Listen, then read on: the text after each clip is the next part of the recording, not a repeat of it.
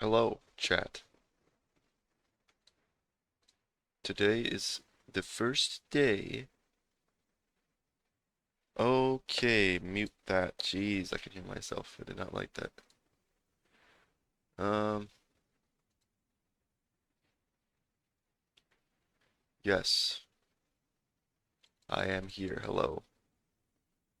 Let me turn. Let me let me turn this up real quick. There we go. Is that better? Am I louder?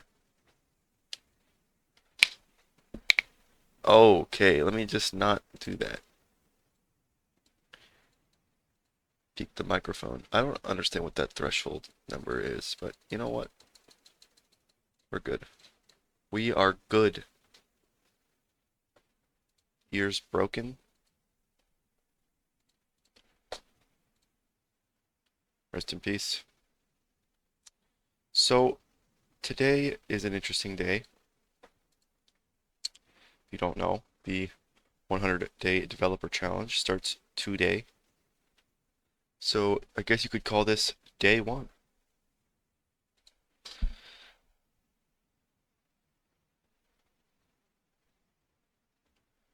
So the first, if you saw the schedule, the first segment for today is um, drawing sprites. Now, the problem with the sprites, here's the thing. Here's why we are drawing sprites today. Currently, I am using sprites that I probably shouldn't, so that's why we're doing this. Okay. So let me just prep something here. While I'm prepping this, let me, no, that's not it. Let me put this on, what? Wait, what? There we go. Am I allowed to open this? Let's see, why not? This looks fine. So, here we go. Here is what we're doing. Welcome to day one. So this isn't what I'm doing now. Right now, I'm working in the background. I'm gonna prep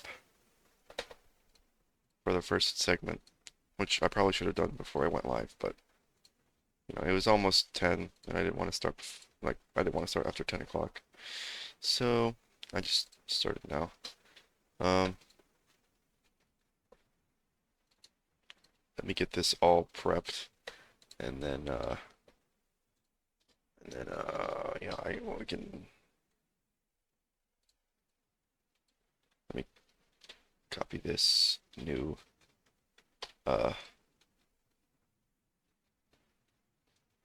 so I need to delete all of this stuff. I wonder if let me see. Can I create? Oh, geez. Is there a repeat pattern thing? No? Fill?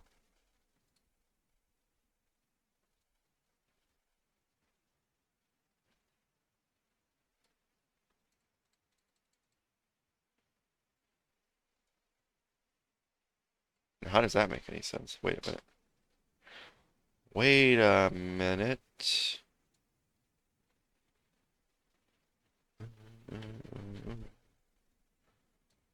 Okay, wait, I think I can do this. No, I can't. Alright. Never mind. Never mind. Paint.net does not have this feature, so. Am I really going to do this for all of these? This is awful.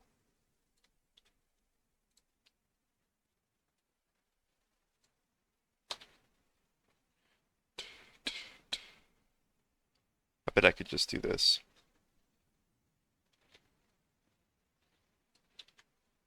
Yeah, that works just fine.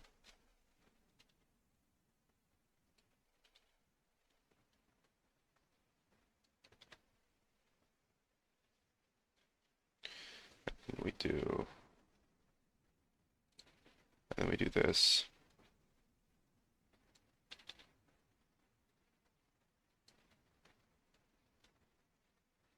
Okay, and we're gonna move selection up here like this.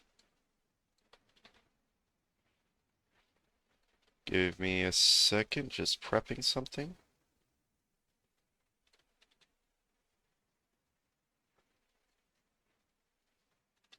Hope I didn't F this up, or I'm gonna be screwed over. So yeah, I was up late last night trying to get all the full videos out on the channel, which I succeeded in doing. Okay, so let me swap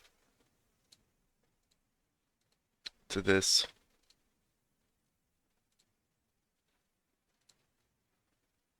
Okay. I don't have a fancy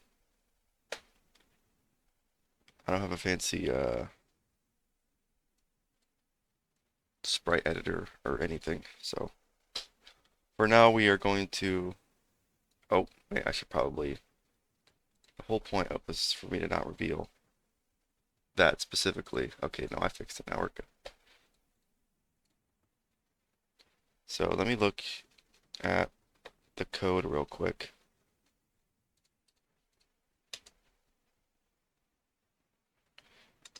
Because I need to figure out what areas specifically I need to put this in. And I'm looking in the wrong file. That's good. Off to a fantastic start already.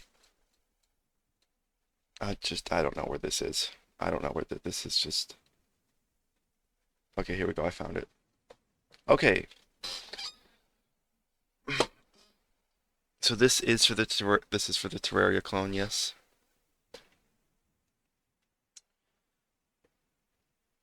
This is gonna be so. This is gonna be some developer art for that's for sure. So we have neighbor. Okay, wait, we have neighbor configuration. So this is supposed to be. Okay, I know what this is. All right, we're gonna go with like a dirt color. What's a good dirt color? Let's see. Dirt color hex. Okay, we got some various choices. Let's go with like this or something. I just dropped this. Here's the hex. Didn't like the hashtag. Get rid of the hashtag. Get rid of it. Okay. So I'm thinking just fill that in.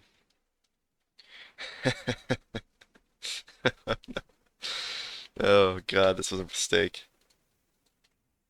I bet I could find like Creative Commons, like dirt sprites. There we go.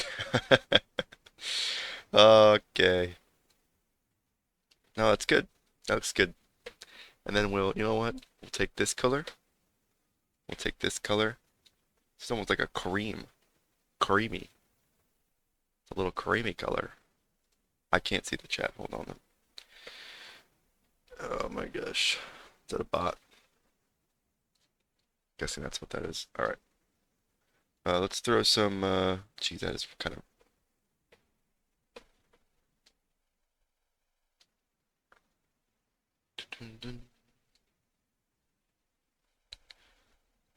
Um, did I already use this color? Is that what this is? This is dirt? Okay, sure. What if I... Oh, wait. Does this have a noise feature? Let's see. This is already taking way too long for this one. Add noise. Okay, wait, let's select this. Let me undo this box real quick here for a second. Let's get rid of that. And then we're going to... Oh, whoops. Uh, uh, effects, noise, add noise. Oh God, okay. You know what? That's something that looks like Minecraft, but kind of not really. It looks fine. It looks fine. Wait, what if I expand this out to here like this, and then we do.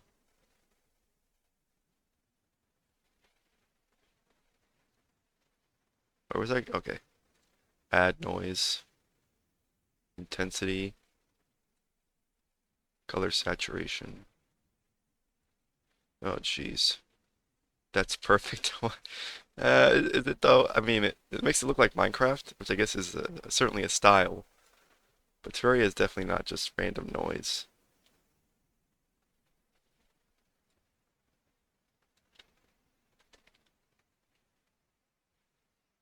Okay. And then we can add some variations here because that's what Terraria does.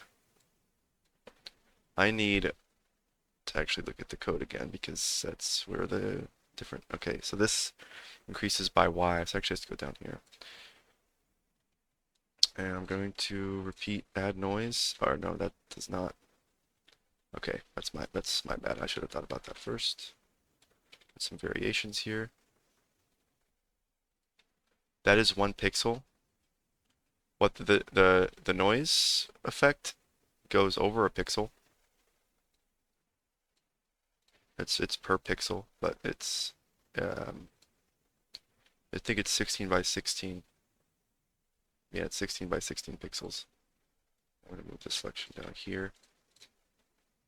Repeat, is that different? Okay. And then we're gonna repeat this here as well. Uh, there we go, great, fantastic. Um, I need to get the colors somewhere. You could have put it. Best of Metro colors, the 5 shades of red, the forest. The boxes are variations.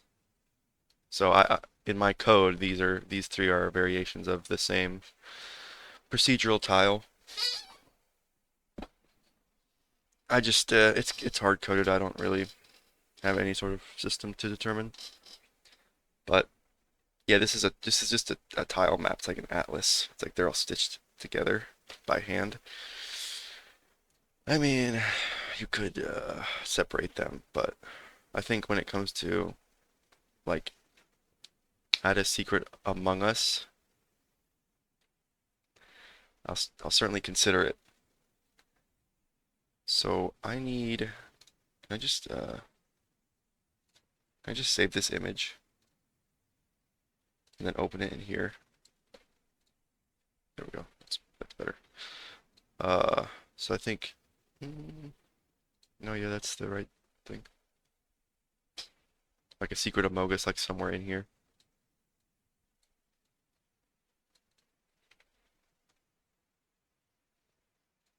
There he is.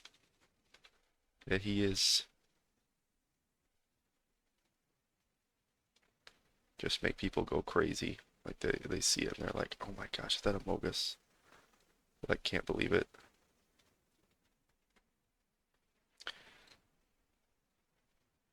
What am I drawing with right now?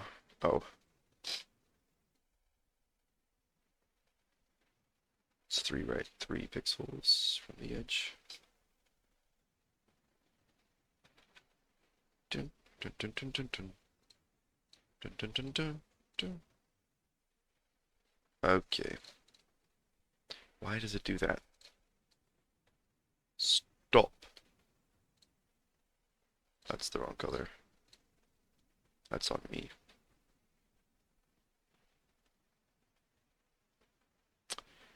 Uh, is that okay? That's finished.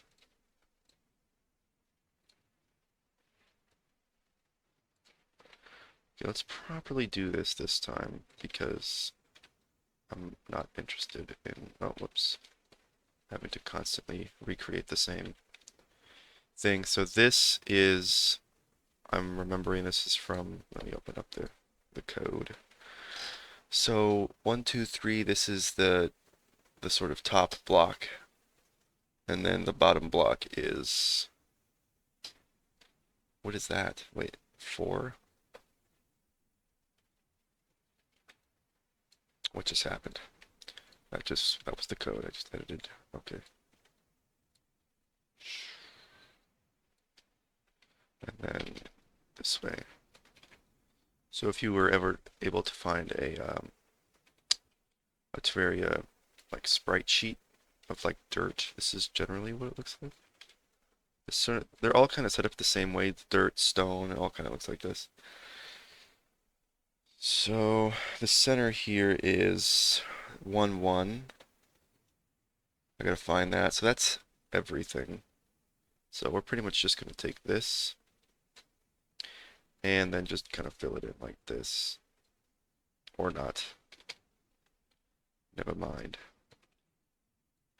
Okay. That's fine. This is the most intuitive software ever. Something like that.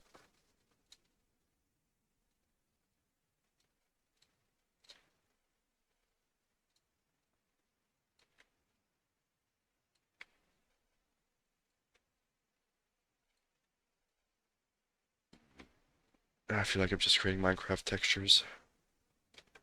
Like old Minecraft textures.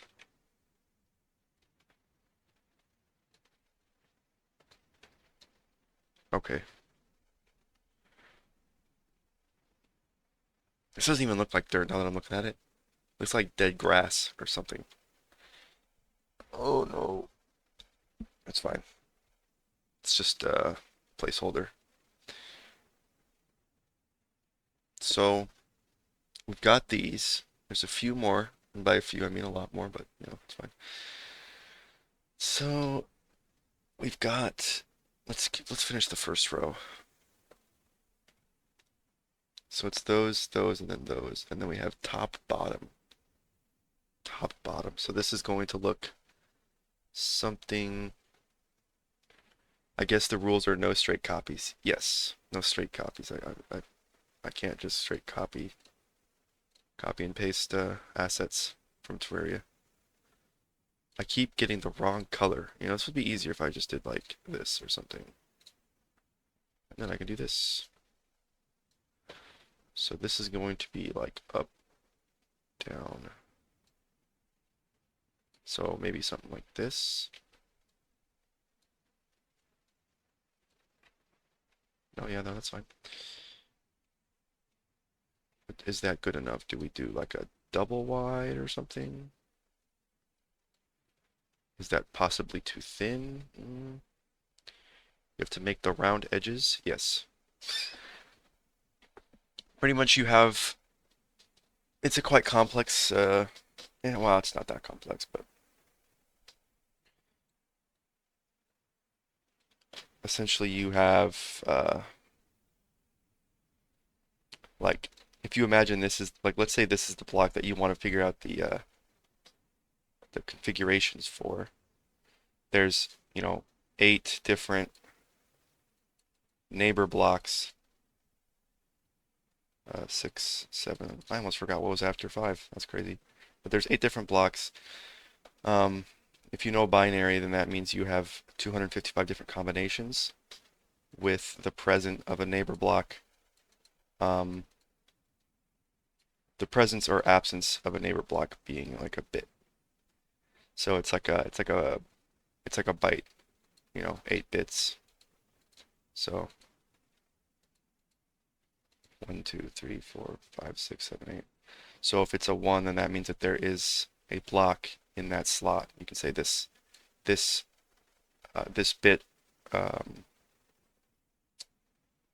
this bit has to do with like this neighbor slot right here. This bit has to do with this one, and then so on. But some of these patterns do some of the neighbor configurations do reduce to a simpler case. For instance, let's say you have a block here, right?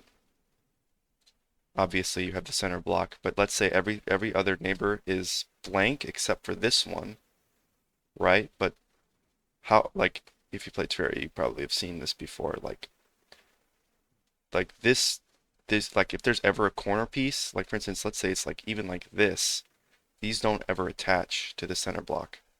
So they all reduce to the simple case that it's just the center block.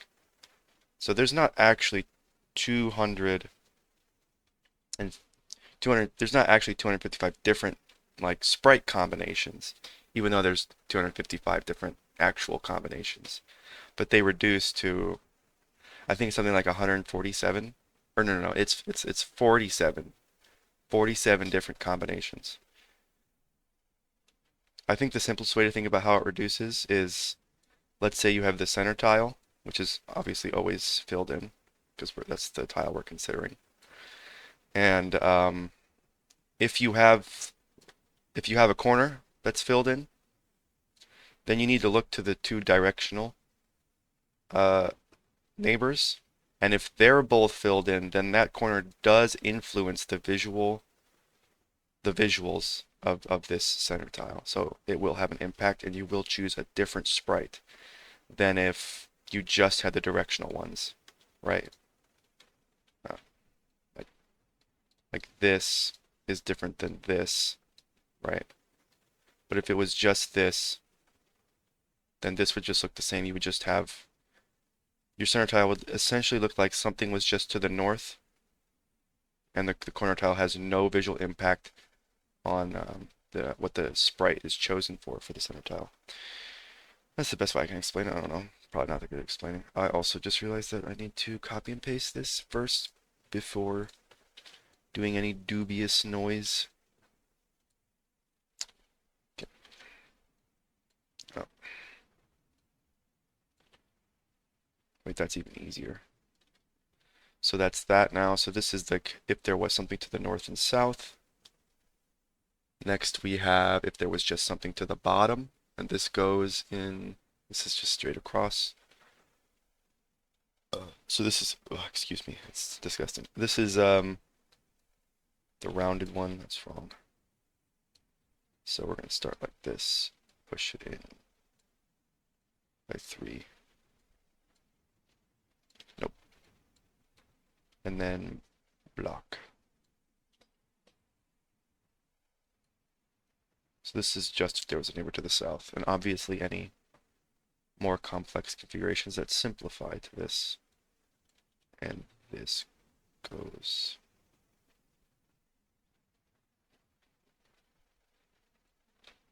The random Twitch streamer told me more about graphics design than informatic teacher did in the whole school year. Well, I'm glad I was able to provide that information. If you're talking about me, I'm assuming you are. So this is to the bottom. This goes along the x-axis. Okay. So this, okay, first of all, before I apply noise, this is not just the bottom, because if we rotate it, then it automatically becomes another side. Wow, look at that. And this is now, okay, actually right goes first, and that starts in 9 and goes down. So I think it goes here, right? 0, 1, 2, 3, 4, 5, 6, 7, 8, 9. So 9 goes down in the y direction. And then we have 12.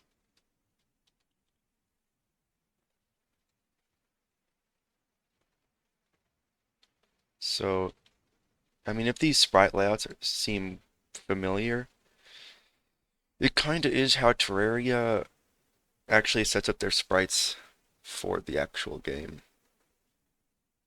They have this sort of grid of sprites and, you know, seemingly 3 variations. There's going to be a lot of blanks in here.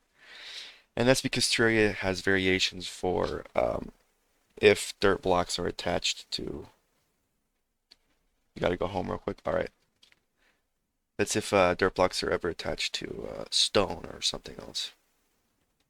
So it's not just air or itself. So we have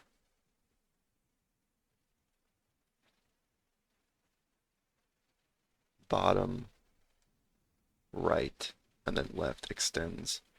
Left extends from 12. So 1, 2, 3, 4, 5, 6, 7, 8, 9, 10. Wait, 0, 1, 2, 3, 4, 5, 6, 7, 8, 9, 10, 11, 12. It starts here. and it actually goes in a different direction. It goes left. I should have done that first, and then it goes like this. So I don't know what's here. I don't remember, and I'm not pulling up the sprite sheet because I don't have the sprite sheet. 0, 1, 2, 3, 4, 5, 6, 7, 8, 10, 11, 12. Make sure I'm getting this right. This is the left 12 and extends in the Y direction, so it goes down. Okay, so that's that. I'm going to skip to the top. Right, yeah, skip to the top, and top starts at 6, 3. So 0, 1, 2, 3, 4, 5, 6. 0, 1, 2, 3. So this, in fact, goes here. Interesting. And it extends in the X direction. So that's that. Okay. So we have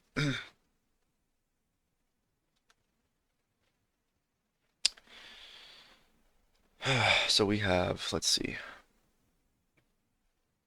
Got the top. I think that's it. I think that's done. Just the directionals. And then we have top, bottom, which I already did. And then this one is everything completely surrounded. And then we have one T. So we have one T2 left, right. Wait, I did that one already. Okay, never mind. That's this one? No, that's this one. Right? Yeah. So now I think I'm getting into the corners. Because this is Y3, so 0, 1, 2, 3. So I'm going to apply the noise now.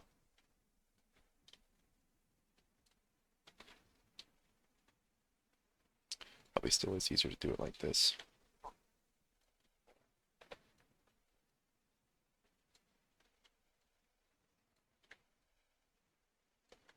This is probably, now that I'm thinking about it, this is probably not going to look good in the game. It's going to just look like there's just noise over like everything. But we'll see. We'll see. Maybe I will end up going and looking for like Creative Commons sprites. I think that's what most people would do in this situation, doing a stream like this, like almost like a speed draw or something like that. But it's programming. I'm pretty sure people have done this before. There's no way I'm doing like a unique. I believe it's called a game jam. Yes. So here's the corner piece. Now this is a specific corner. So this is right, bottom, and 4. So no, I got that right actually. So we got this one, and then these are interesting because they pattern like this, where they copy over like that. And then we can do this.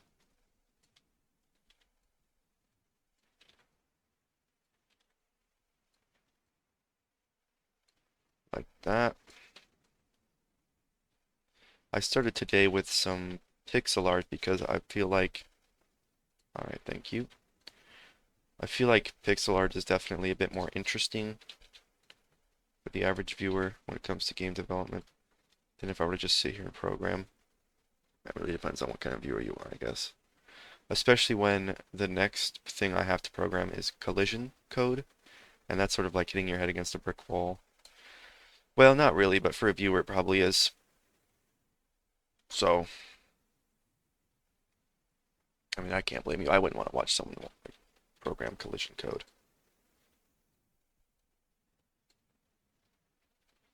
But get to the interesting code, like, you know what I'm saying? Like, where's the inventory system? You know, that stuff's in the schedule. I don't know if the schedule is written anywhere on my stream, like in my bio. I just double did that. I double dipped. Whoops. Okay. All right. So what do we have? We've got this, done, this, done, done. This is done. This is done. The corners are done. What is this? Oh no, that's that one. Okay. And then we have X. This is when nothing is surrounding. And that's X equals 9, 3. Okay, so 0, 1, 2, 3, 4, 5, 6, 7, 8, 9. 0, 1, 2, 3. So right here. So we got a centerpiece. And then like this. You know, I'm actually known for my impeccable graphics design. Like, you know, it's just, it's great. You know, oops. I'm not known for planning things out though. So, whoops. Wow, wow, really? We're doing this? Wait, wait, wait. What happened? Am I trolling? No, okay. That confused me.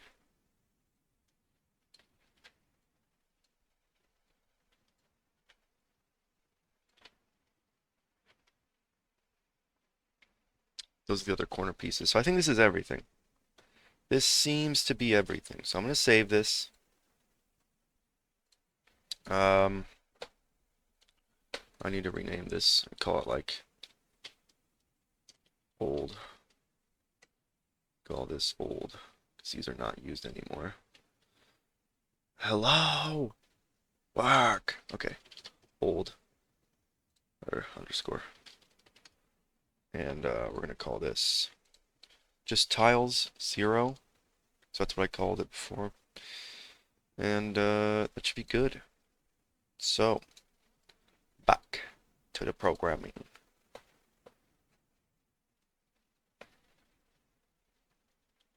Let me make sure. Okay. So, here's the deal. Okay.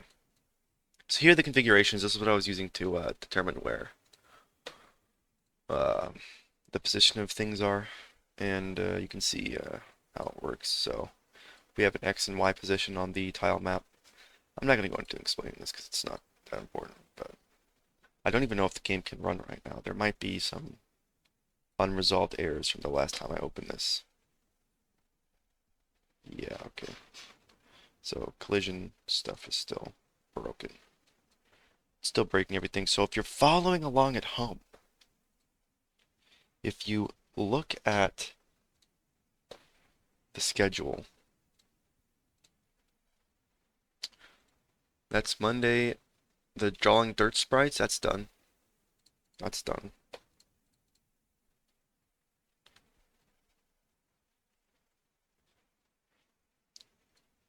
So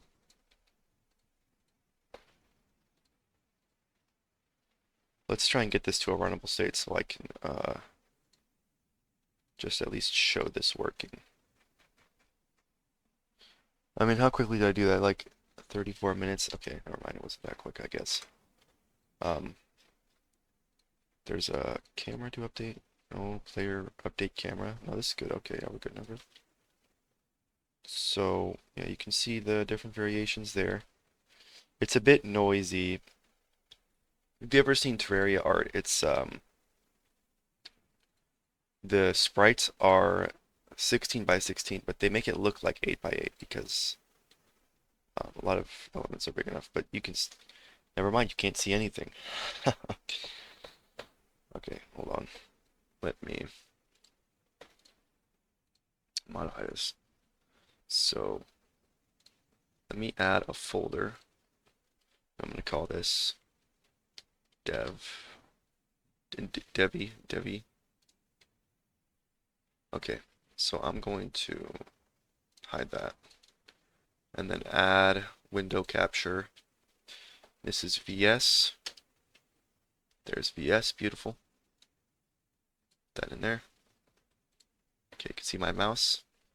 Am I really streaming at 30 FPS? Ew. Okay, so there's that, and then I need to actually run the game, so I know what I'm looking at. So The character just kind of falls to the ground. Kind of funny looking, but so I need to add a game capture. Game, I guess. Call it game. Capture specific. Capture full screen app. No, it's capture specific window.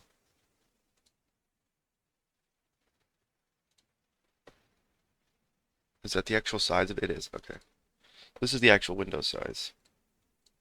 And there's a bunch of consoles that come up. I need to make sure that this is working. And I don't see it. Game, you alright there?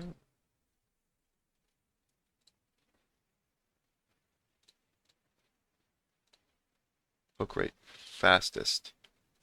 Hook into it as fast as you can. Like when I run this, boom, it should be on the screen. Boom. There we go. Okay, and I'm also going to throw up the, I'm just going to throw up. Okay. This is the console. And I don't know if you can actually capture this. Maybe you can't capture this. Maybe you're not allowed to. Um, let's see if it works now. Let's see. This one? Yep, okay. This goes down here. And it's about this size or so. That's not true. That's not true. It's actually, it's incorrectly sized. I'll put it over here. It's fine. I don't know why it's different size though. But there's that. You can see my mouse just kind of cut across. It's actually down here, but I just, I don't know. The size is just weird. I'm just gonna leave it over there. Oh, I know why it's weird. So I'm a fool. No, never mind. That didn't solve anything. Just gonna leave it down there so you can see it. And I'm gonna put this in here. And hook rate needs to be fastest again. Let me try this again.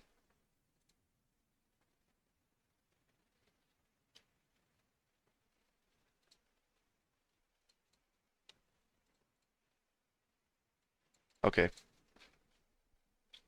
so that's all set up. So here's the world height, and these are sizes of worlds that I scraped from the Terraria wiki, I think. So this is a oh geez, this is a tiny world. See how quickly that loads in. It's not doing any kind of cave generation, but you can see how big it is and how long it takes to fall.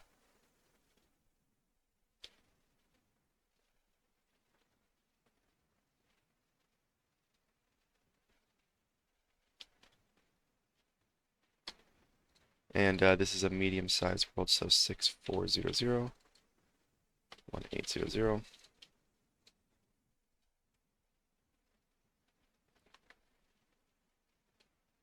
can see how long that takes to load. Took 2 seconds. You can see how big the world size is in RAM. It's about 46 meg. But that's just the I think that's just the tiles in the world. Why is that cut off now? What are you doing? I think it's looking at the wrong one. Yeah, it's probably looking at that one. That's annoying. What is wrong with you? Stop doing that. Capture that one. Darn it. Did it reach the bottom there? I wasn't paying attention. I don't know why. That just looks glitched.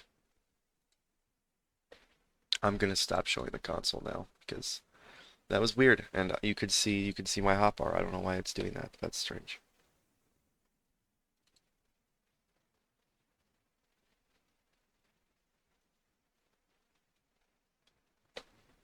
I don't know why, but it's taking quite a while to hook in. What if I use a window? I should have tested this before doing this.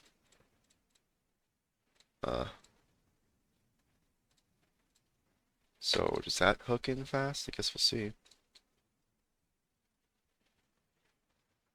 Yeah, that was pretty fast, I'd say. that was pretty quick, I would say. So we're gonna rename this to game, and yeah, I'll delete this first. Remove game.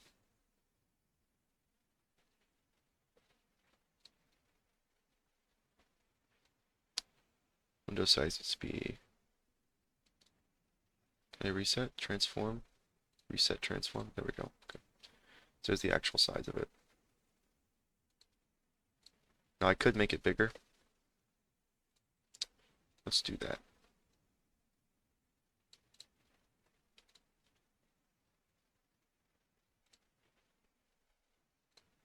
Okay, now we have collision code. I'm just gonna be talking out loud to get this fixed. So I've already written some steps. Some of them are pretty bad though. So let's uncomment this because this was just broken.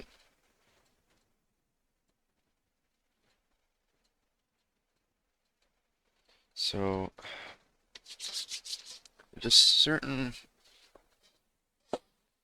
strategy I brainstormed up. We have a pair of so when let's say when two objects collide, that's handled differently than if if an object collides with like tiles. So it's a little different because my goal with the collision in this game is you don't you want it to be deterministic. That is, if you have the same input, you want the same output, right? You don't want weirdness where you essentially you have like the same input, but like different outcomes can happen just based on just based on like just weirdness, maybe like floating point imprecision or something like that. So when two or more objects are collided, and this is just two objects, but you know, practically more than two objects can collide on any frame. So it should be just a list, so a vector most likely. And what you do is you collect all of those objects and you handle them in a deterministic way separately. But what we handle first is if an object is colliding with tiles. Now an object could collide with tiles and other objects. That is possible. But we're just trying to get this to work right now for this. So what we have is we have a world object. So if I scroll up here, we have a world object, which is an interface. Now every world object has a position, a velocity, an acceleration, and an object timer. Then you have a collision object, which, has the aspects of a world object, but it also has some additional information. One of those things is a bounding box, which you can think of as like a collision box, so like a collision frame. I believe they call it just a frame in Terraria.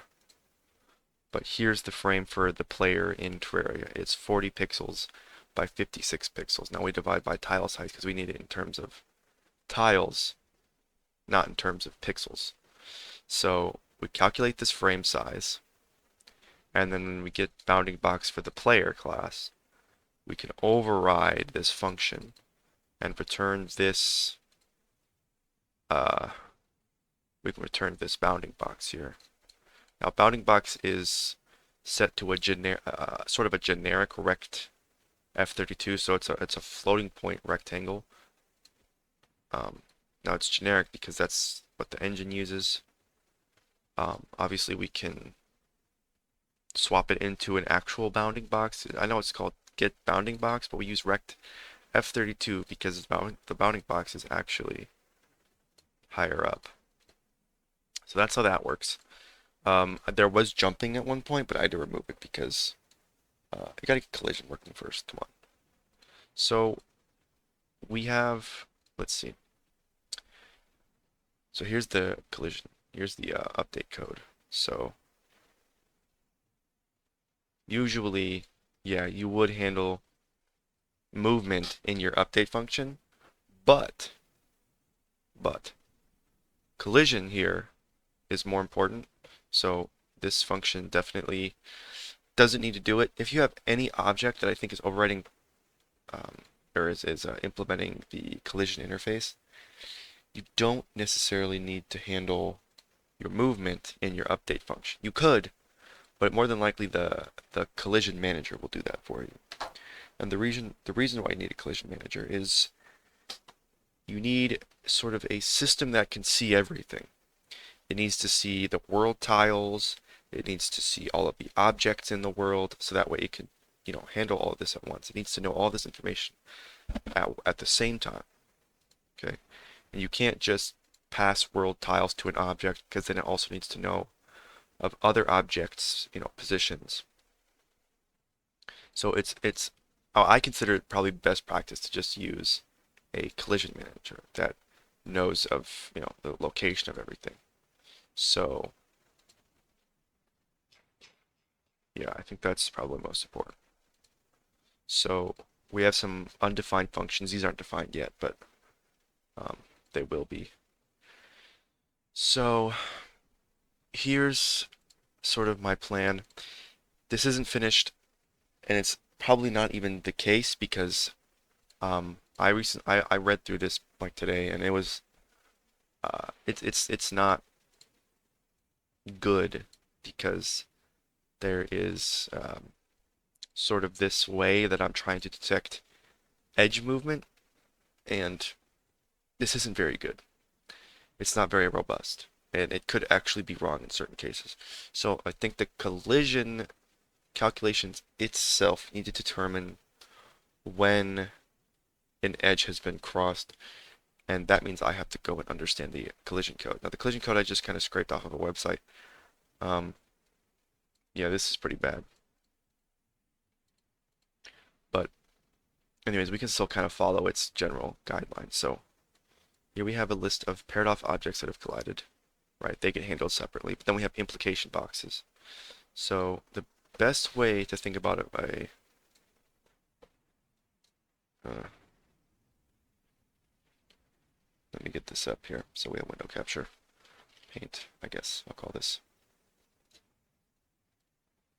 So if you ask me the best way to think about, uh, let's make this black and sort of see through like that. Okay, and then probably one. The best way to think about an implication box is, let's say I have some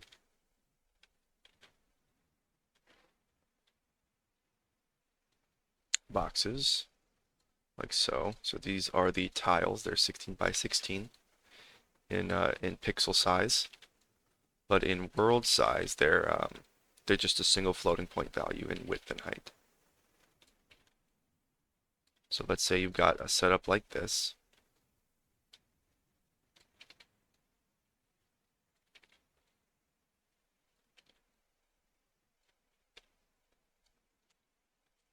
All right, something like this, and then let's say you have maybe something like this. So you end up with like this sort of L shape. Got this L shape going on. What's going on here? I don't know what the heck. Paint on it is kind of, it's good. It's good. It's fine. I don't know what I'm talking about. Okay, so let's say you've got a setup like this. Now, the player is 40 by 56, I think. Now, this makes the player actually rather large in terms of, compared to the tiles. But anyways, so here's the player's frame or whatever. And, you know, we've got him, moving around and stuff like that. But, if he goes into a wall, we don't want him going into a wall. The interesting thing is, if we go into a wall, we don't want to cancel movement back to where they intersected with the wall, because then you don't get movements like this where they're going at an angle. Let's say they're going up diagonally and they hit the wall. We want them to kind of slide up the wall using the remainder of their velocity until they go back down because of gravity. So the way I'm handling it is we have, okay, so let me talk about the implication boxes. So let's say let's try and imagine how movement is handled for a single frame. So here is the starting position of the player, um, at the start of the frame. And let's say their velocity takes them within the frame. It takes them, I don't know why this is doing this, but we're just gonna, no, see, I did not even do that right. So, and that's also not right. I'm just, having a good time. Let's say it takes them into here like this, right? It takes them into the wall. So this is their velocity, and we can represent their velocity as a vector. Now, the vectors, if you remember from math class, they just have a direction. There's no starting point. They just have a magnitude and a direction. So we can model it here. We can also model it here if we'd like by this corner. We could do it here by this corner or here. But I think the best way to visualize it would be a three-dimensional shape, and time is the third dimension. So what we could do is, and I'm going to do aliased so that way it looks a little cleaner. Something like this. So we just connect the corners and get what is considered to almost look like a three-dimensional shape. Something like this. So this right here is the implication, or this right here is the sort of the sweeping movement that the player's collision frame makes through one frame.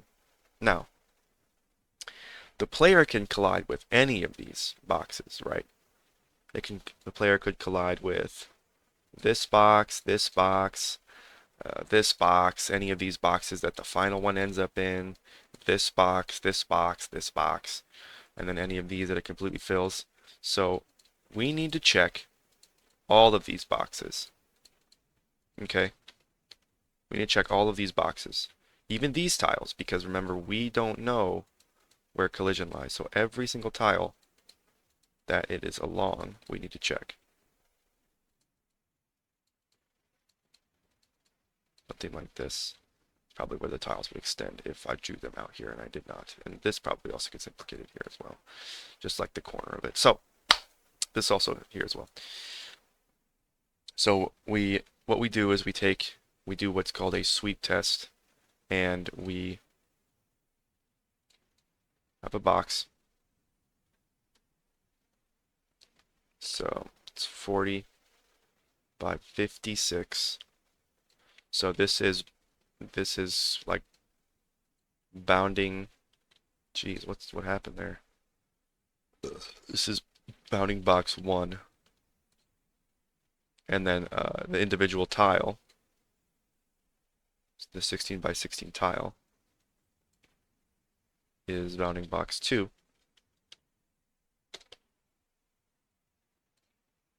And we need to do a sweep test, so like an X here or something like that, or do like that, something like that. So we need to do this sort of collision test with this box moving along this vector with every single tile in the sweep. Now, trying to mathematically determine what tiles lie in this sweep is a little difficult. So what you can do, and this is what I do, is we can take both of these bounding boxes. Let's say we have a bounding box here, right? And a bounding box here for the sort of like an old and a potential new position, right? So we have two boxes.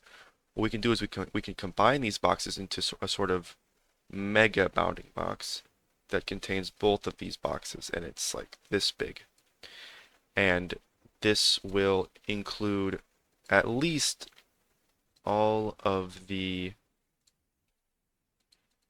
boxes that we care about, including some extras that, and of course, the more diagonal the movement, the more extra boxes that we implicate. The more tiles that we end up implicating. But this is to just make sure that we are testing for every single tile that the object could intersect with. So that way we make sure we get the minimum, the smallest intersection distance, which is likely going to be one of these tiles. So one of these tiles, I'll make this purple or something.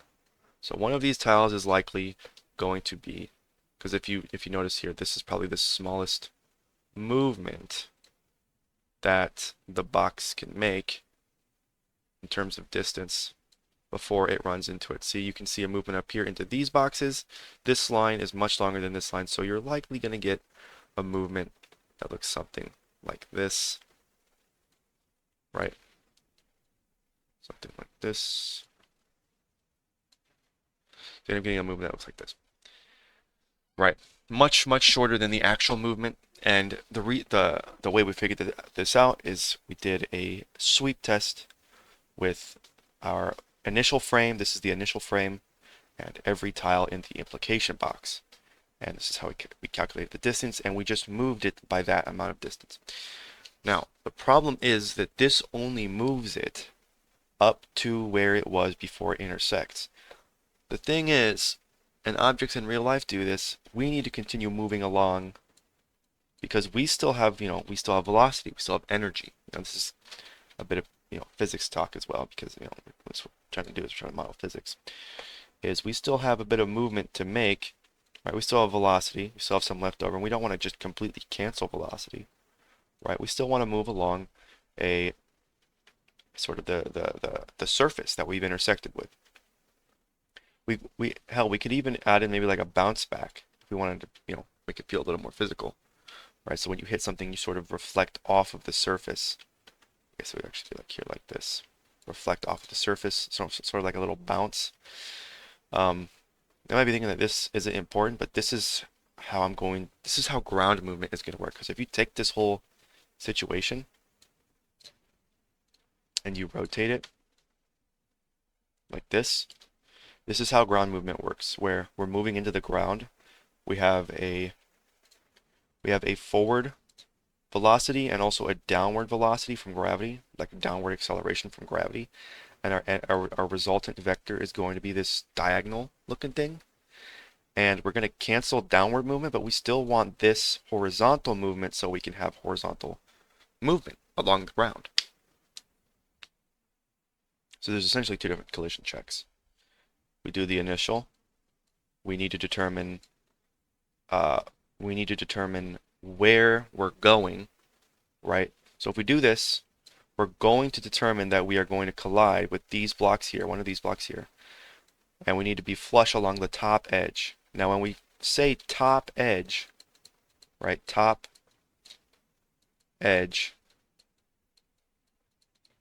right, this is important because then that means we're doing a horizontal movement in the secondary movement, right?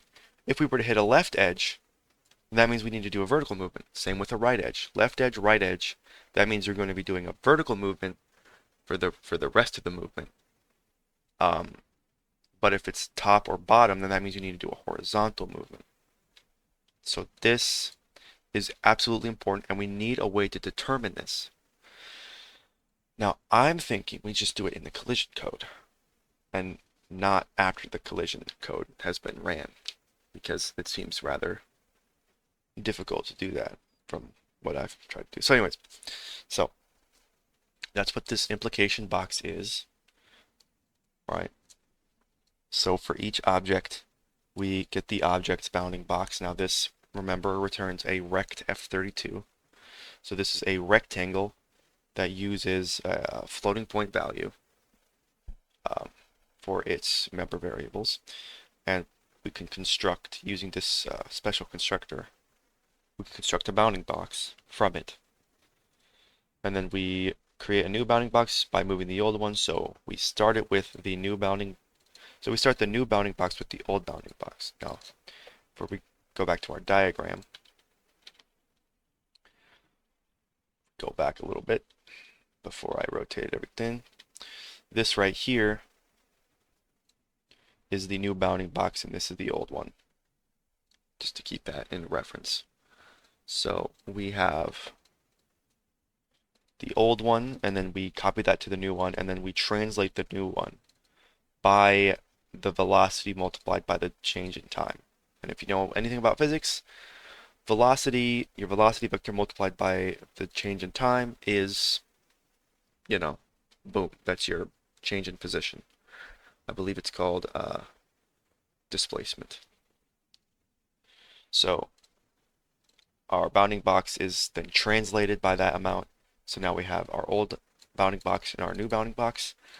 We run a static combine function, which combines two bounding boxes into a bigger bounding box, right? This is what I was talking about, where we get the giant, the larger implication box. And then we have to make conservative. The reason why we do that is to push it to this boundary. So if I were to draw, before it's made conservative, if I were to draw the box, it would look something like this. It would actually sound like, I guess if it was like this, then we would round down. And then after the conservative function is ran, we end up with a box that looks like this, where we've rounded to integer coordinates. So that way we get all the boxes, In fact, if that's the case for that side, we also would round down here as well. So actually these also get implicated. So this, all of this get implicated. Again, this is trivial. So we make it conservative and then we place it back on the list of bounding boxes. So after we end up here, we now have all of the implication boxes. Then we need to start pairing off objects. This is where we look at all the implication boxes, and if any of them overlap between objects, then we pair them off, and we also need to remove them from the list because we're not going to care about them. Now, of course, later on, we obviously do care. We will care about implication with not just tiles but objects, and at the same time, because I mean, an object could run into an object and a tile on the same frame. We need to determine which one it hits first. If it hits a tile first, that's important. Just because objects have implication boxes that overlap doesn't mean they intersect. So that's also important, right? I'll be right back. I need to go use the bathroom.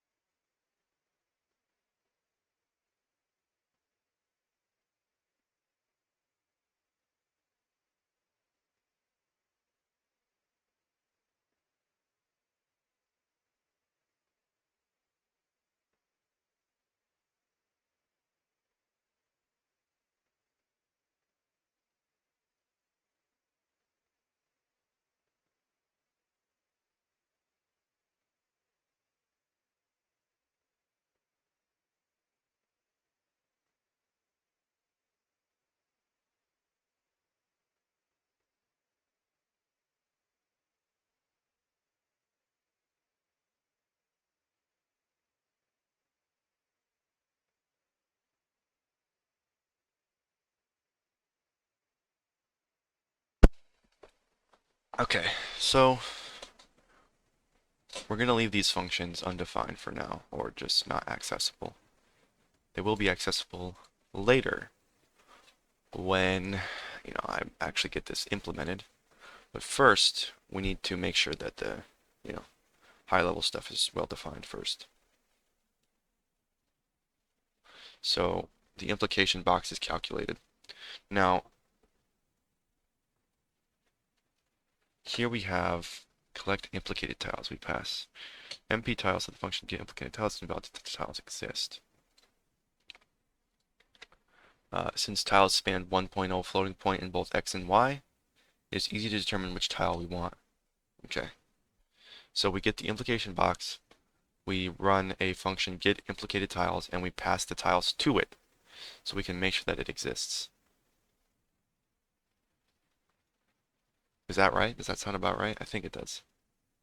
But do we need to pass the tiles or can we get away with just having the size? But then we would need to know the width, so it's a bit difficult actually. So this might not even be finished. But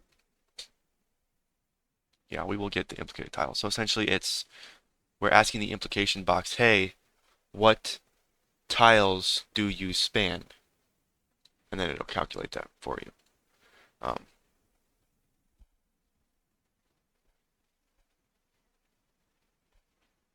Of course, yeah, see, it needs to know the, not just MP tiles. It needs to know, it doesn't even need the MP tiles.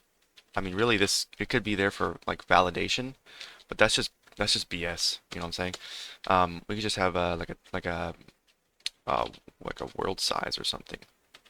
So a world size, which would probably be passed in by a thing.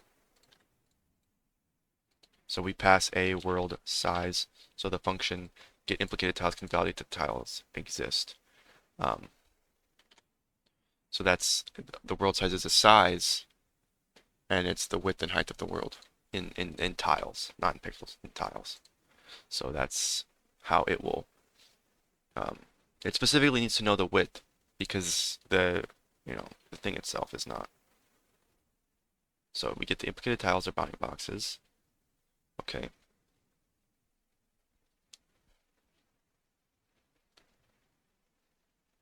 And we need to do, so for,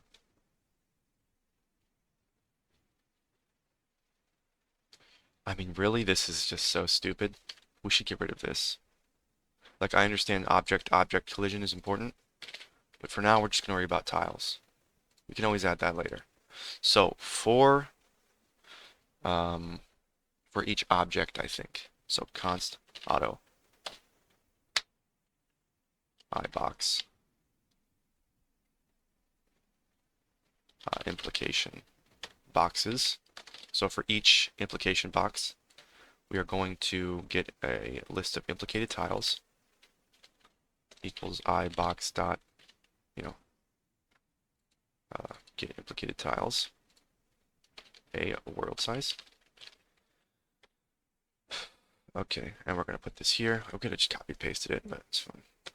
Cut paste.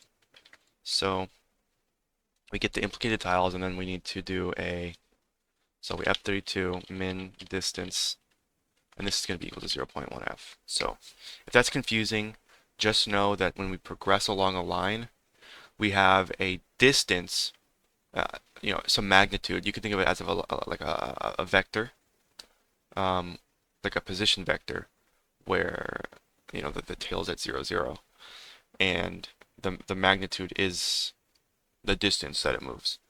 And then you could think of a separate variable like time t, and that ranges from 0 to 1. 0 is that it hasn't moved, and 1 is that it's moved the entire distance. So it's sort of like we've normalized the distance to a range of 0 to 1. And that's how it works. So iBox dot,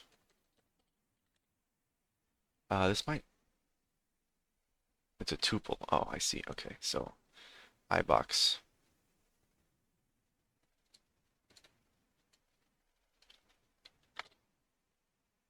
So wait, what is this?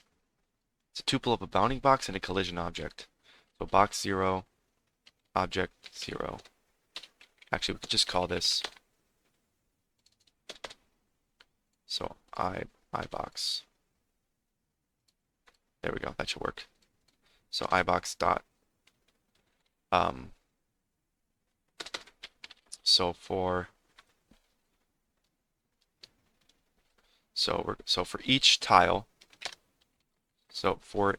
each tile, determine the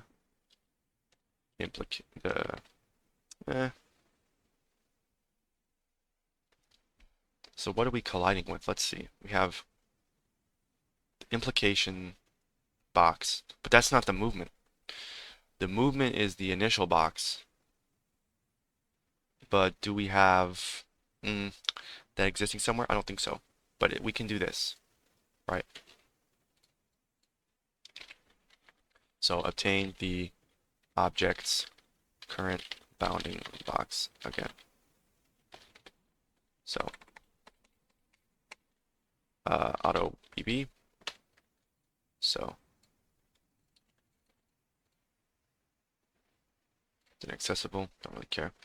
Um, so for each tile, determine the distance. That's a terrible comment, but you know what I mean. So const auto, or const auto tile bounding box implicated tiles. So we're going to do a bb dot intersect sweep, and we need a delta. Sets this, just this again. So we do bb and then this, and then that should be it.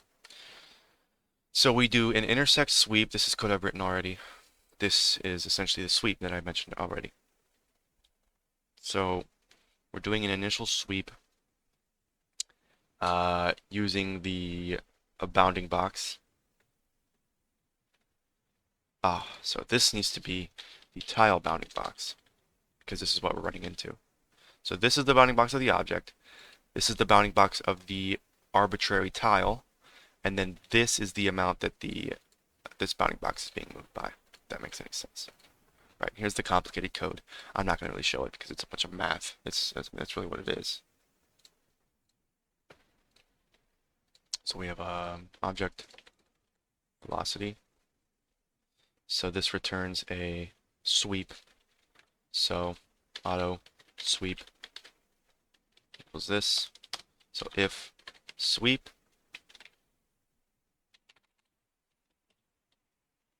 so if there was a hit, and we also need sweep dot mhit dot m delta, I believe. No, that's the amount that it moved. Time. So if the time is less than min distance, then min distance is now this new sweep distance. That makes sense. So if there was a hit in the sweep, and that time happens to be less than this distance, then that's the distance, that's the new distance.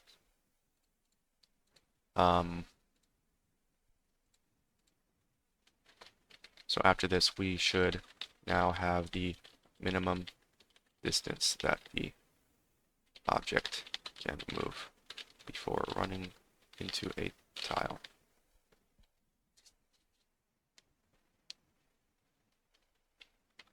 Move it along this path. So now we can do object.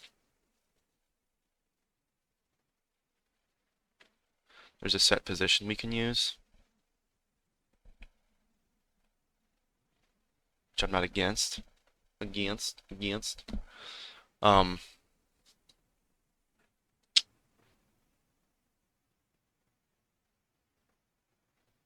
There's a callback function you can, so for a collision object, let's say you're writing a collision object. Let's say you're writing an enemy's AI or something like that.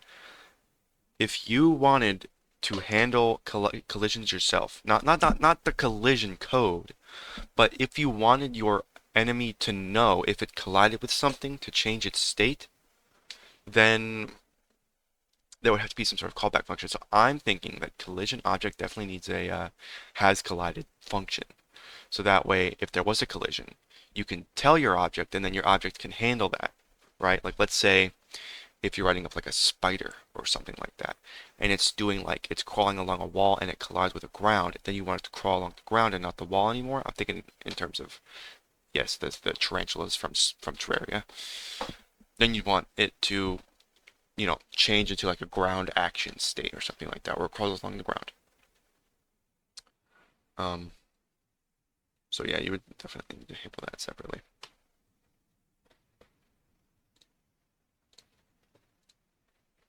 So we should now have the minimum distance that the object can move before running into a tile. Move it along this path. So we have object. Do we just use set position? That sounds kind of gross, but I guess that's what we have to do. You know what I'm saying? So we move it along this, but then we scale it again. This is the full vector, but then we scale it again by min distance. And that's the new position. Actually, it would be object. It would be current position, so m position. And we would do xm vector add. I know this kind of looks gross because there's just functions everywhere instead of operators, but this is how. What are you talking about? Xm vector add two vectors. Vector 1, oh, no wait, yeah, vector 1, vector 1, vector 2. Scaled, boom. I think I'm missing another parentheses, I think. Yeah, there we go, okay. So this is just to move it.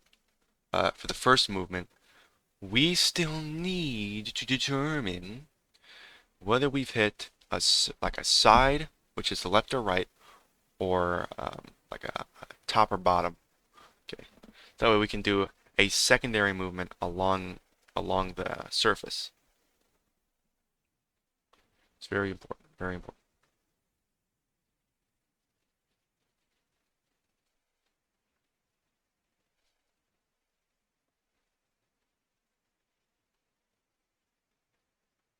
Collect implicated tiles. We pass a world size. So, okay. So this should work. So if we go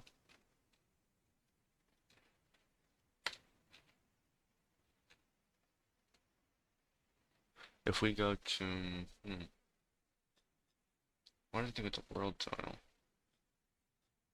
So get bounding box collision. Function is inaccessible. Get bounding box. Overwritten. I collision. Public I world object. It's protected. Ah, but then we should probably be a friend class with the collision manager. Is it just called collision manager? Yeah. So that way the collision manager can access this function.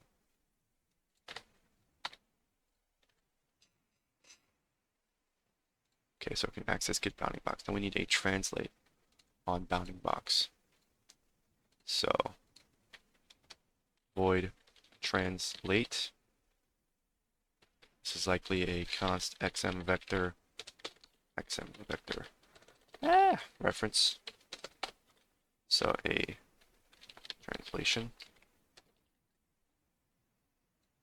Does that work? Does that work for you? Does that work for you, buddy? Chicago. Where okay. Actually do the translation. We just have what m position. Have to have shouldn't change. M position equals xm vector add m position a translation. So there we are. So we need to make a thing that combines boxes. Shan't be too hard. Shan't be too hard. So static bounding box combine. So this takes a const bounding box reference. I'm just gonna call this left hand side const bounding box. Right hand side. I don't like that actually. Right hand side stuff. ABB 0, ABB 1. It's better. Okay. Okay. Here we go. So we're going to combine these two into a bounding box.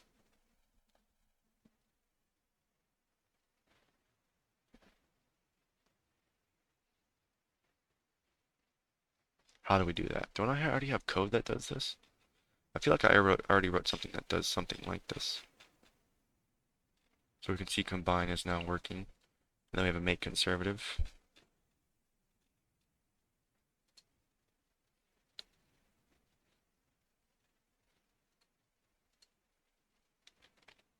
void make conservative. So we take position and round down, and then half needs to get rounded up. So is that true? Does it need to be rounded down?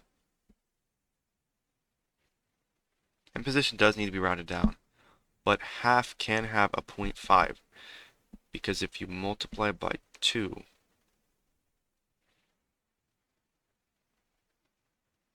you end up with a whole number. 0.5 multiplied by 2 is 1. So is there a round? XM vector round? Or not round. We're looking for a floor. And position. XM vector ceiling. M half. We're just gonna do this for now. Does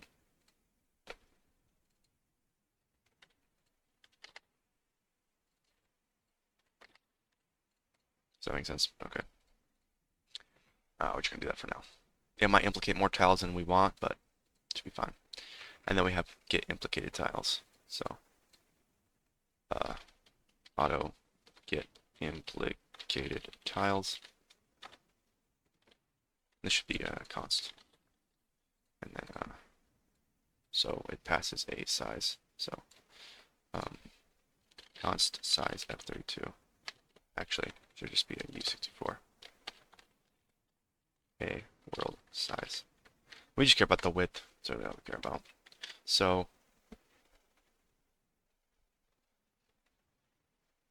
how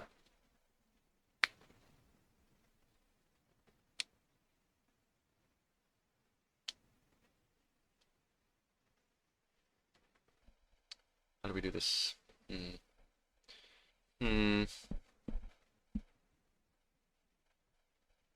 We need to convert this into a box. Needs to convert it into a box.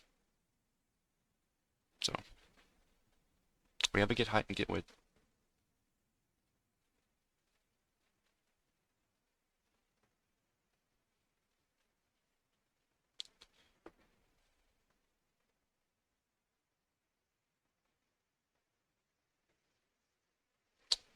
Auto x is equal to xm vector get xm position. Auto y is equal to xm vector get y m position. And then auto width is equal to get width. What the f? How about use my functions first instead of some like random libraries function in the standard library?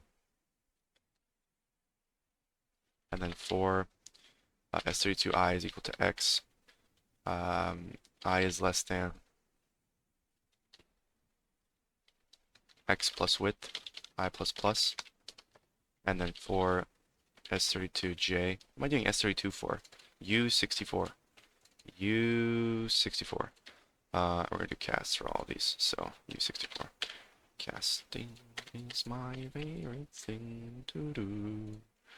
La-di-da-di-da, la-di-da-di-da. J less than y plus height, j plus plus, and so we need the standard vector bounding boxes, BBs. So BBs dot emplace back, rect f32. So we have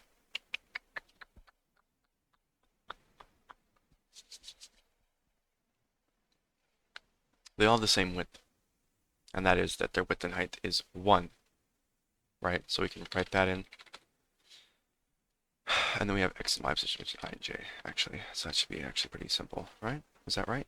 Did I do that right? And then just return BBs. Can remove this, put it all on one line, really. Looks good to me. Is that right? Did I do that right?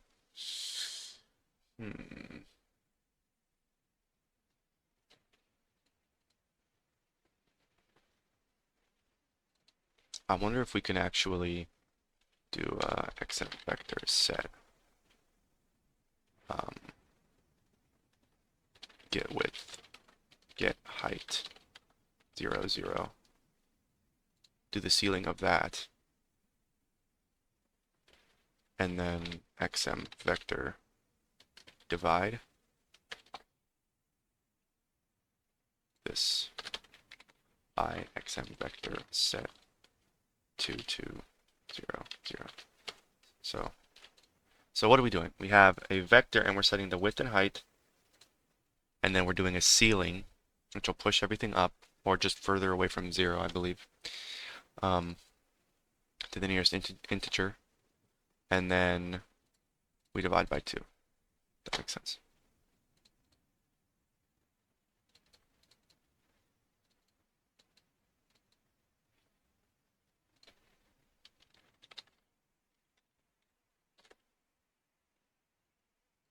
This function's kind of scaring the shit out of me, I'm not gonna lie. So it might not work in my favor. I'm just gonna use a round, and after making it conservative, these should be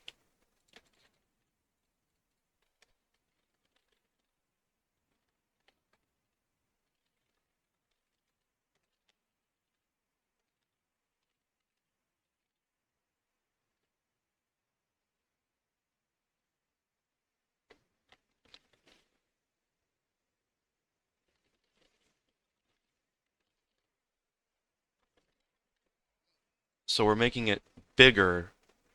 So we're making the box bigger to the nearest integer coordinates. Well, this isn't actually true because the way floor works is that it doesn't, right? If it's a negative number, then floor will push it closer to 0. So it'll become a bigger number, right? Because -3, if you have a negative, like negative 2.5 will become -2 via floor. Right? Is that right? That might actually be wrong. I might be wrong about that. If it actually floors it properly, that's fantastic. But integer, here's the thing. Coordinates should never be negative because the way I have the coordinate system set up, 0, 0 is like the bottom left of the entire world, and the player should never really be able to get down there. So, yeah, that's how that works. Yeah, that's how that works, buddy. Yeah. All right, so we have combine. I don't really know how to figure this one out. I mean, we have the x, y, w, h there. That's always possible. Figure that one out. Figure that one out. So we didn't need world size, huh? Interesting.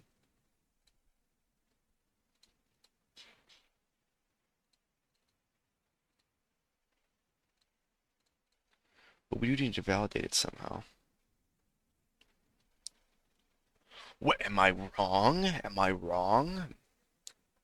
Maybe I am a little wrong. You know, I tend to be wrong. So, so, let's see. Everything's defined here, but everything is probably still need to work on combine.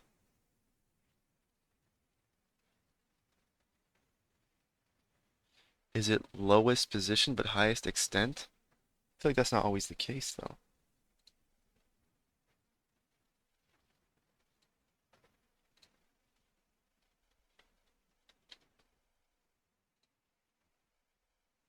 Hold on.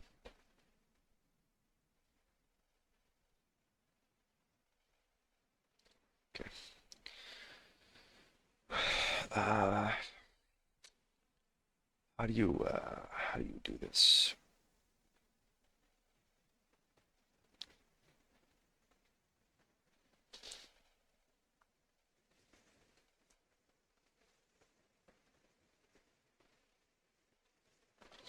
Maybe an auto x0 equals xm vector get xm position. This feels crummy though, doesn't it? Oh. Yeah, no. No, no, no, no, no. I'm thinking,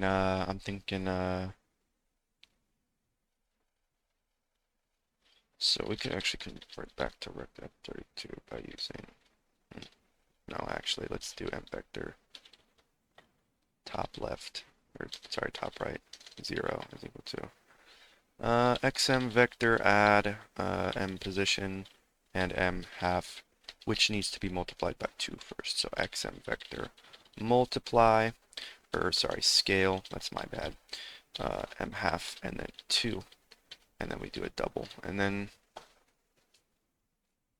why are you yelling at me? Oh yeah, that's so bad, okay. Dun, dun, dun, dun. So it's that, and then top right 1.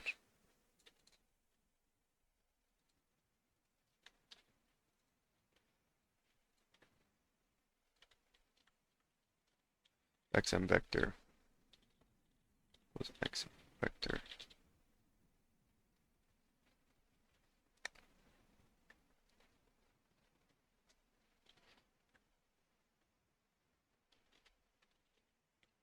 There's a greater, but I'm pretty sure this doesn't work the way I'm thinking it does.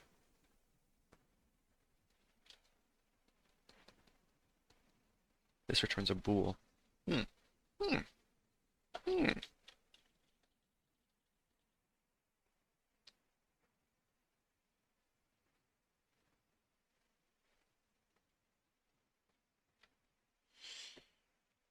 I gotta go look at DirectX math documentation. That's actually really annoying.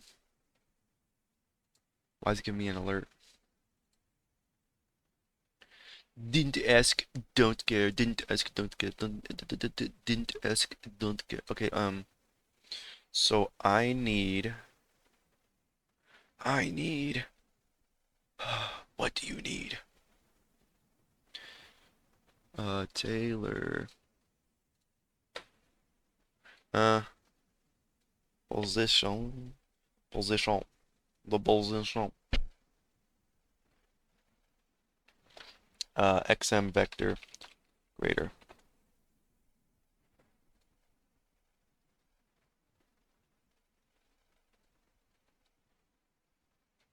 Yeah, see, it's not returning the, I need the,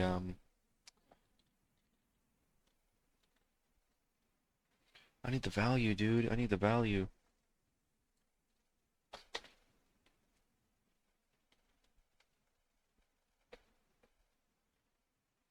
Dun, dun, dun, dun, dun, dun, dun, dun, dun.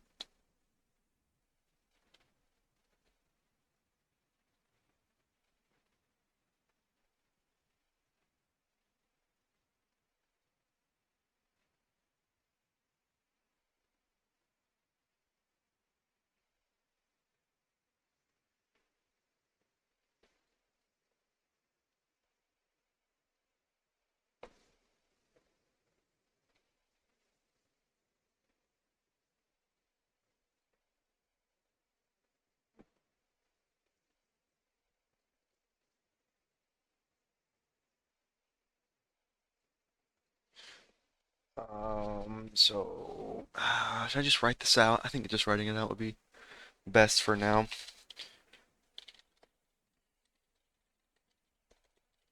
Get some water.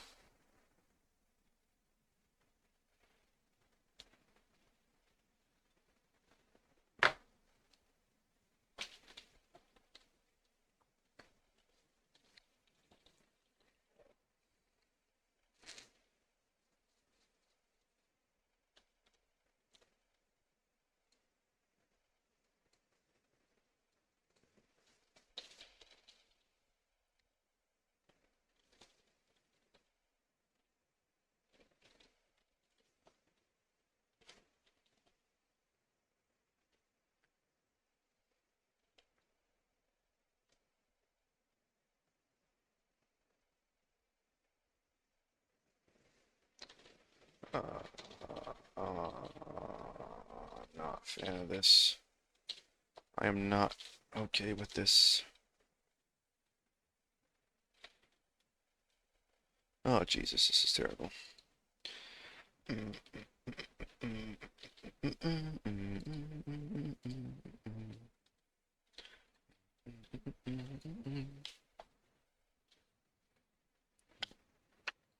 want the smallest one.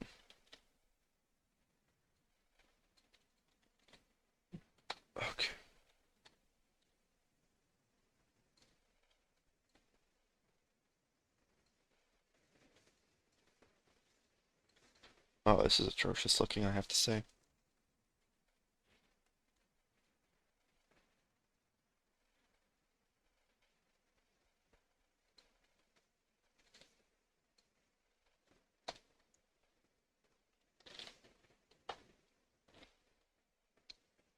So this is a little different. We want the biggest one now. We want the biggest top right point.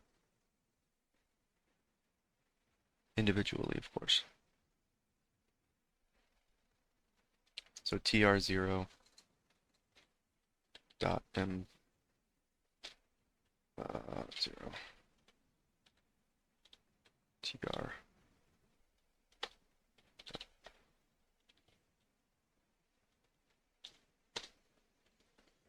So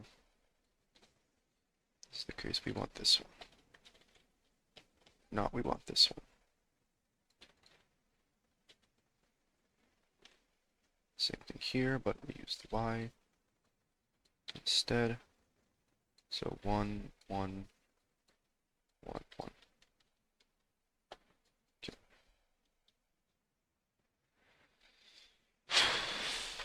So auto width is equal to x1 minus x0. Auto height is equal to y1 minus y0. And then we can finally return a bounding box with rect f32, x0, y0, width, height.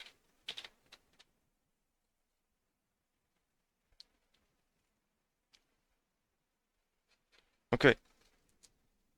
Is it done? Go back to a tiny world. In fact, even tinier than now. Let's go something simple so I don't have to wait for load. Even if it is just 2 seconds. I'm not trying to wait.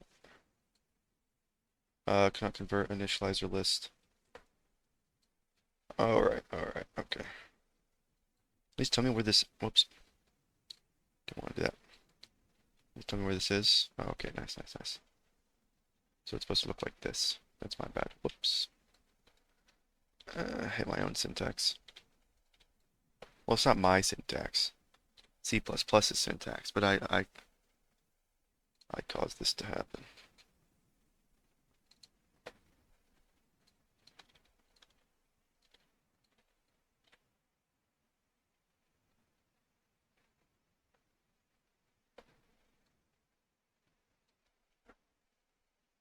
Gonna crash my computer. Here we go.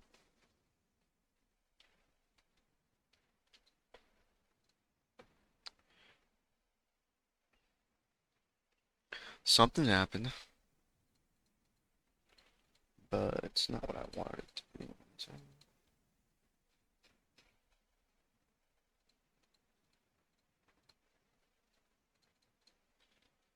So let's write this in. If min distance does not equal 1, no f, co.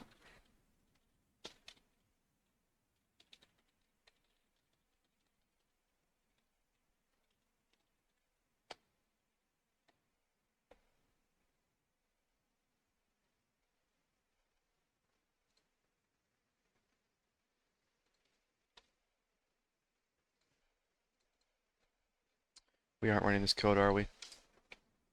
Where is to update? Okay, let's remove this and m collision manager dot update. That needs TT. Alright, gotcha. Timer dot mark.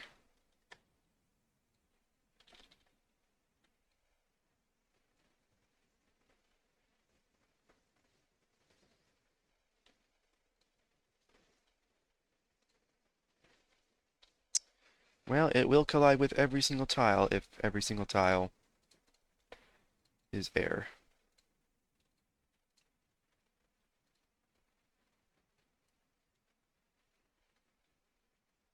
We're gonna have to rethink this. So what if we do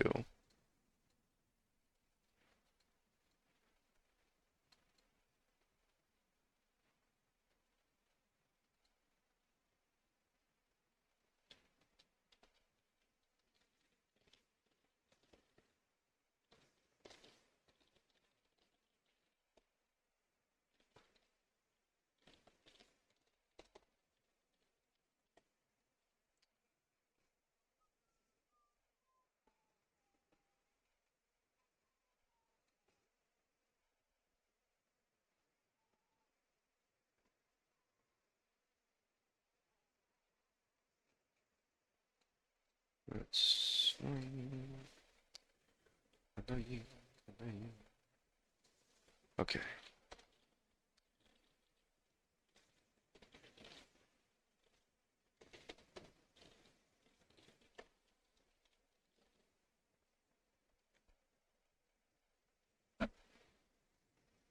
What language is it? It is C++. That is the language. Also, welcome to the chat room. Geos Pro. Welcome. Did I say chat room? People say that anymore? Chat? Just chat. So, we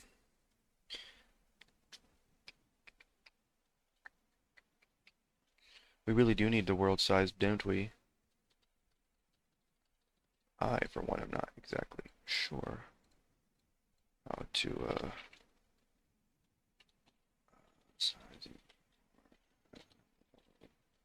size.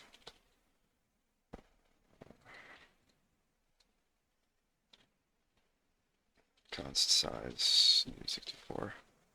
A world size. Um,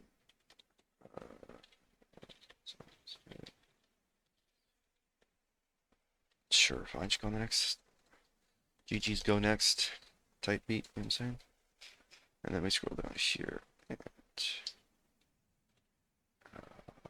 size, U64. World width.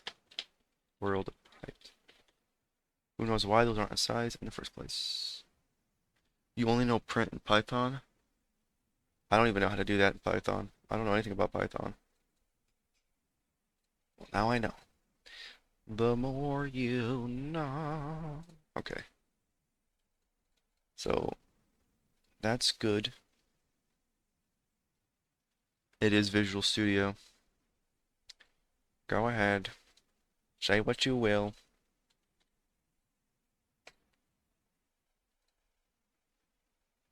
So, we have world width, world height. Let's go. Yeah, we're not done with this code yet. I don't know why I was about to run, and it doesn't work. I know I didn't fix it yet.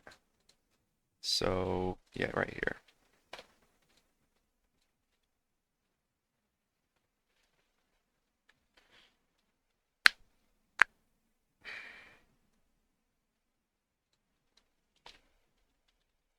Oh god, this is just awful code. I'm gonna be dead ass.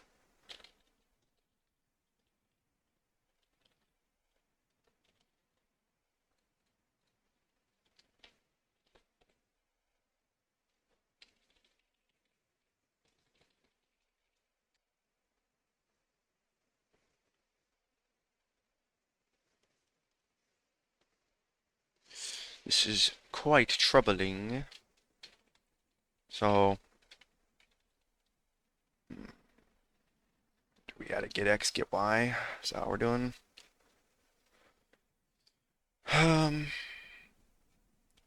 Where am I going right now? We need to go to Bounding Box.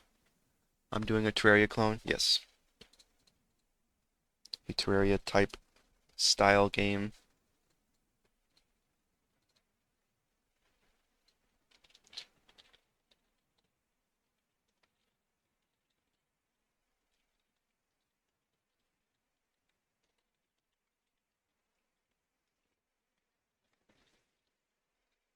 God, this is such poor code. Ugh. Don't let him see. Don't let him see. Not the getter setter.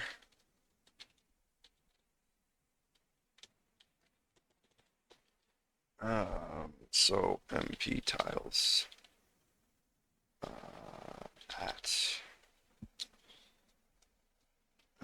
tile dot get Y multiplied by.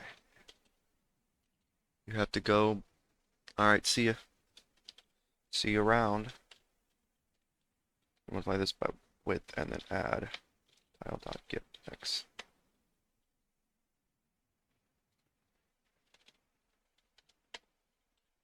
M type.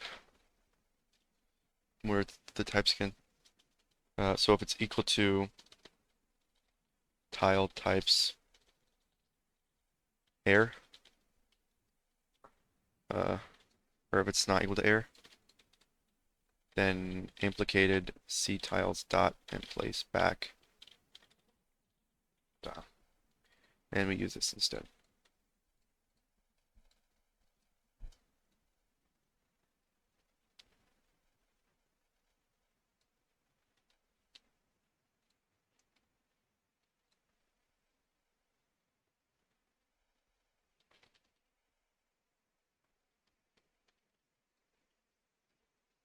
Hmm, that's odd.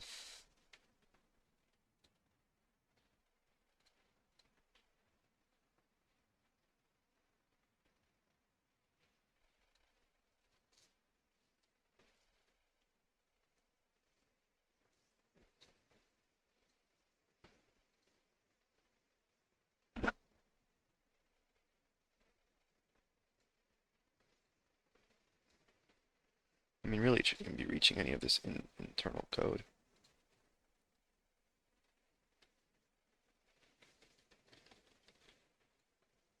And it doesn't seem to be, so that's good, but then it doesn't reach this. Does it reach this? It probably does.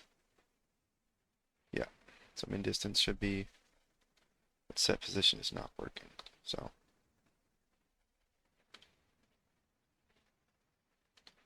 This is a player object. Is it because velocity isn't, huh.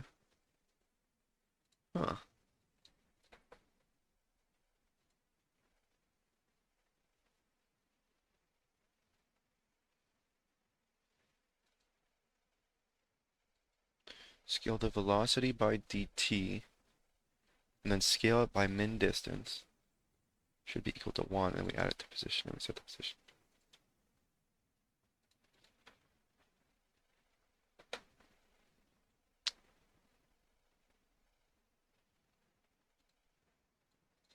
Really, there should be a translate.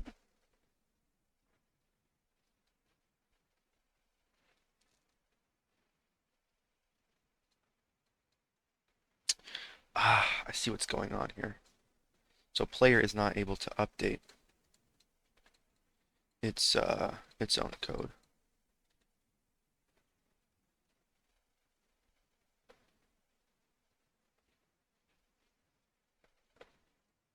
Fuck just happened? Did you, was that audible on the stream?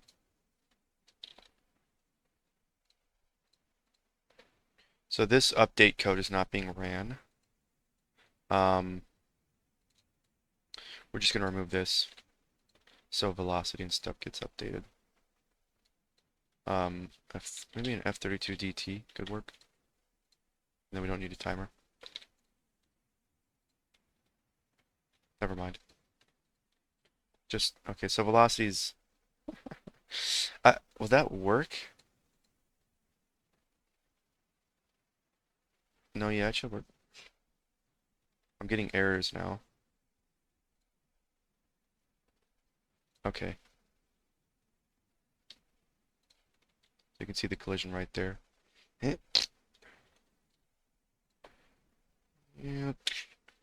There's the sound effect. I made it with my mouth. So you can see the effects of this sweep right there, that we are not able to get any horizontal movement once we get an intersection occurring.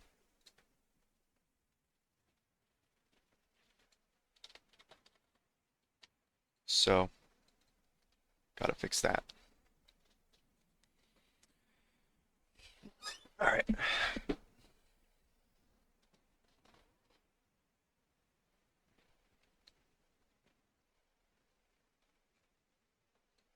So let's go back to the collision manager, and we have the bounding box. So we have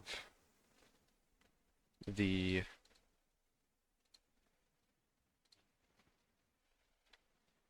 intersect sweep. This creates a sweep. Delta is 0. The position for that. Intersect the bounding box. The hit has a value. We can just do this.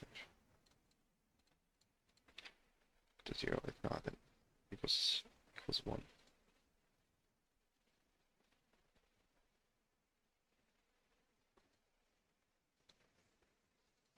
We have sweep M hit intersect segment. This intersects a segment position identical. Okay, let's check out this. Oh, so we're sending in the padding. We have the delta and then the position of the bounding box.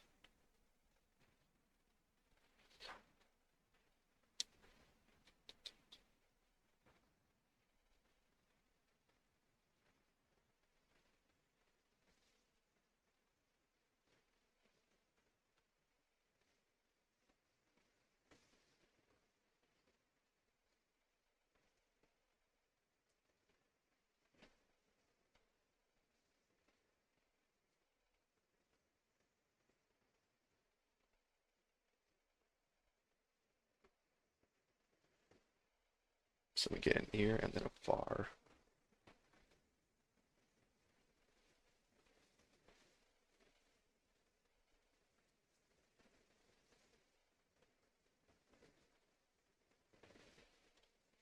Is there a better logical way of determining what side we've hit?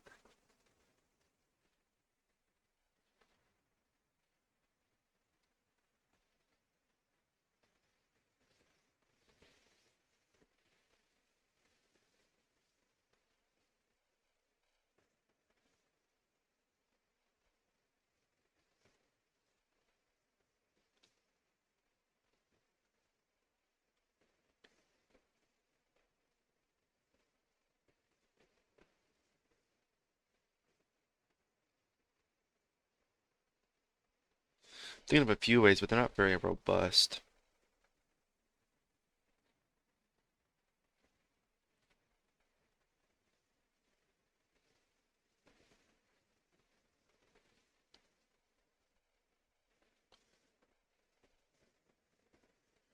Maybe if we add their halves together.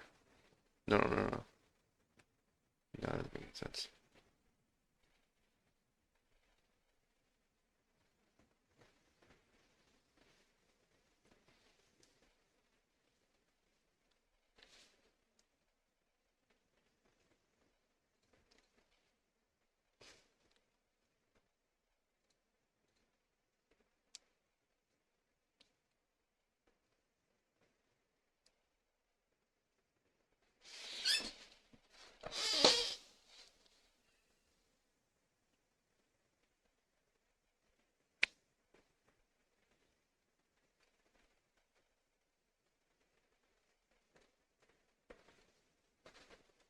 Hmm.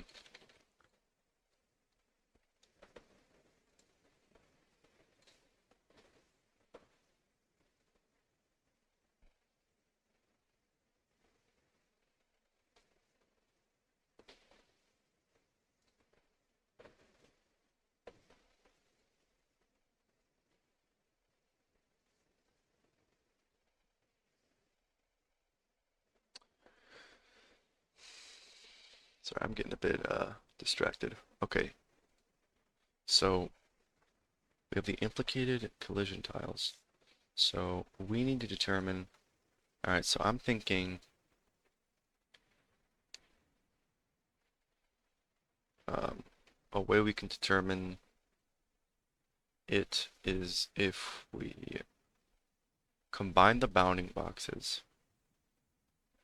right, and then get the extents there, and then compare that to the extents, like the total extents of just adding them. So what we do is we create a bounding box first over, 0 and 1, and then we get extents. And then we do that, separately. So extents plus, 1 extents. And then we compare. If that makes any sense. So we need to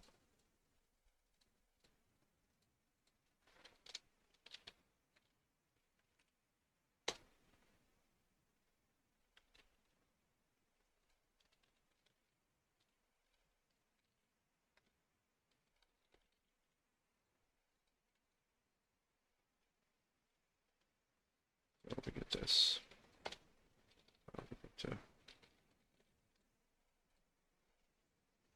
No, wrong. Pointer. Ooh, wait a minute. It's pointing to a reference. That's bad. Const. We go, don't mess with me.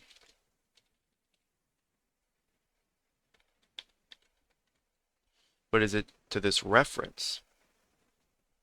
See what I'm saying? If it's to this reference, we might be screwed because this will go. I guess we will have to see.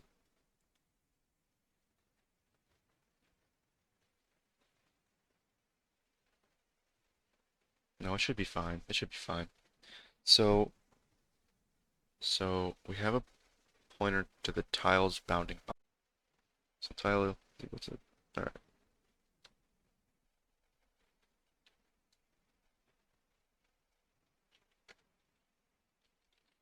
I'm gonna call it I tile because it's the intersected tile.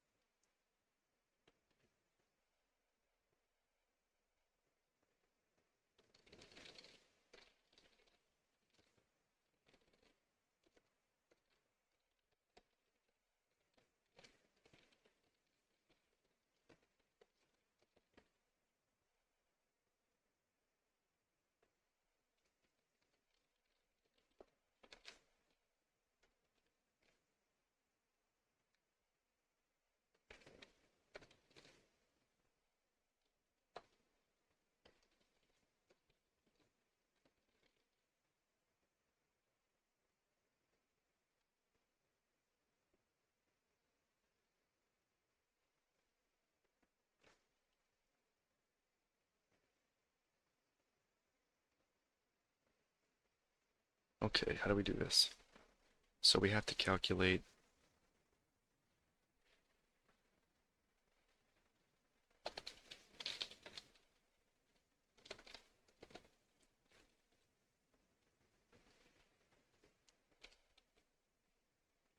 This should be a bounding box, right? What's going on here?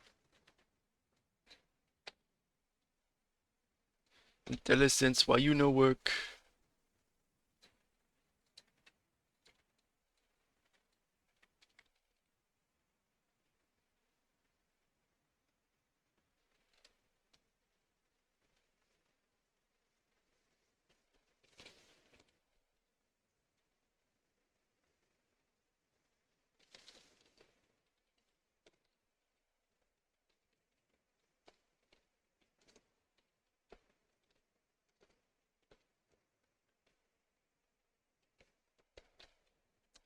So if we get the X position and we add it to the X position, or I guess this would be the width, not the X position.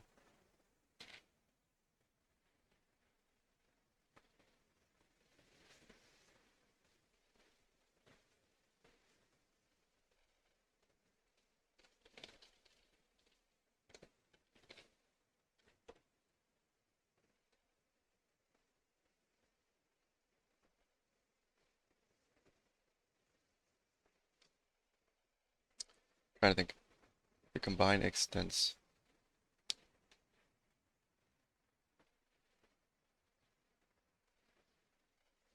Will always be equal to or larger.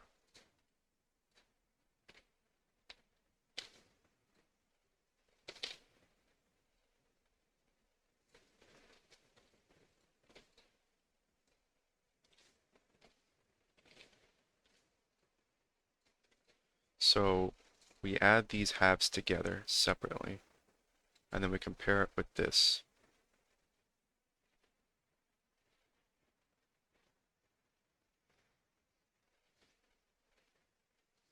Right? And then we have auto dy. That's equal to this. We just modify it like this. And whichever one is closest to 0, so whichever one is smallest, if dx is less than dy, then we want to use dx. So dx is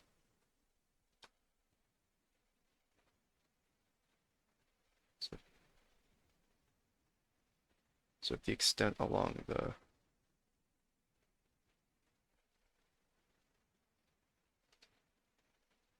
horizontal, return intersected side horizontal, else intersected side vertical.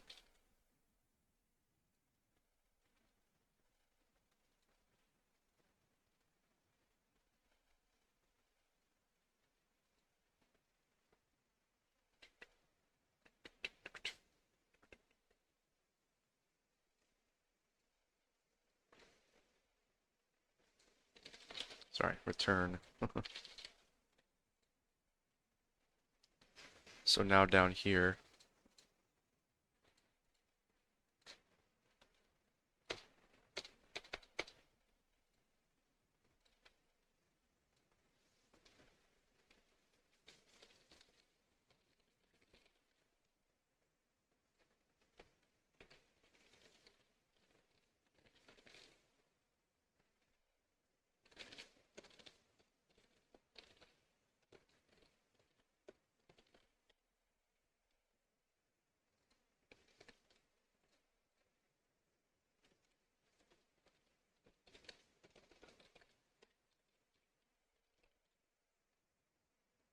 so we need to move it regardless.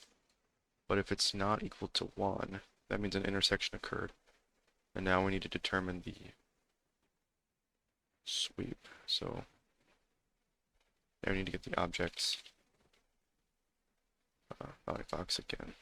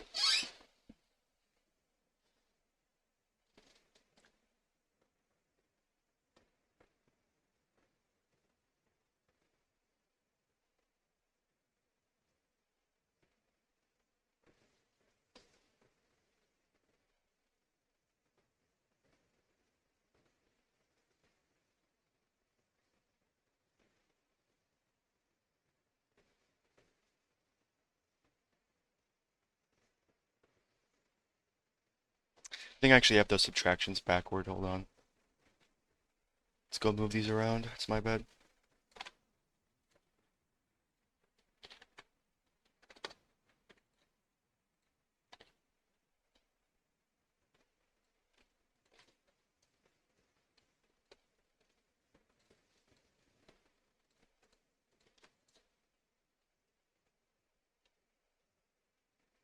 So the extent actually is only as big as one of them. Actually, it can be bigger.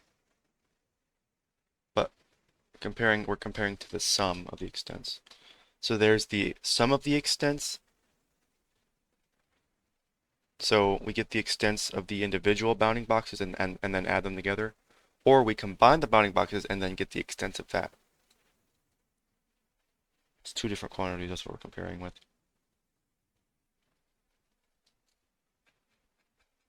So get the intersected side, bounding auto side is equal to bounding box. Determine side.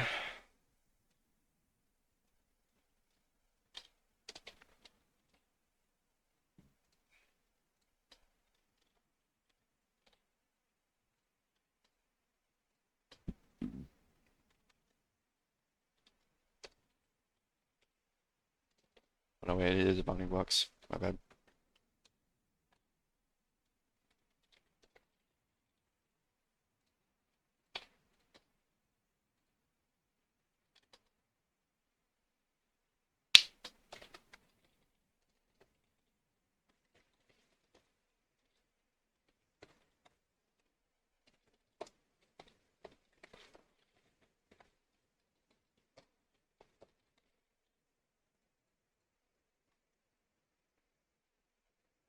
So if it's horizontal, we don't move horizontally anymore, we just move vertically.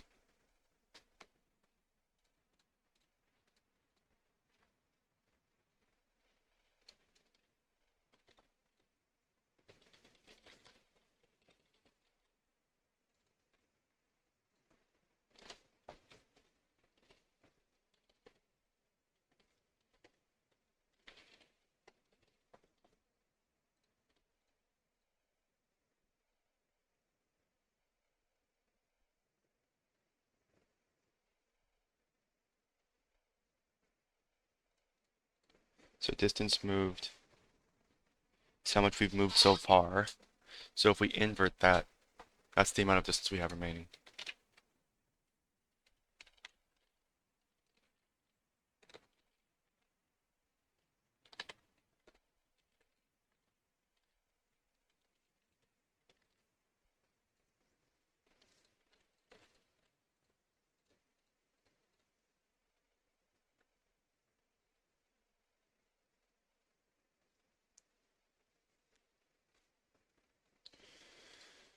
Okay, so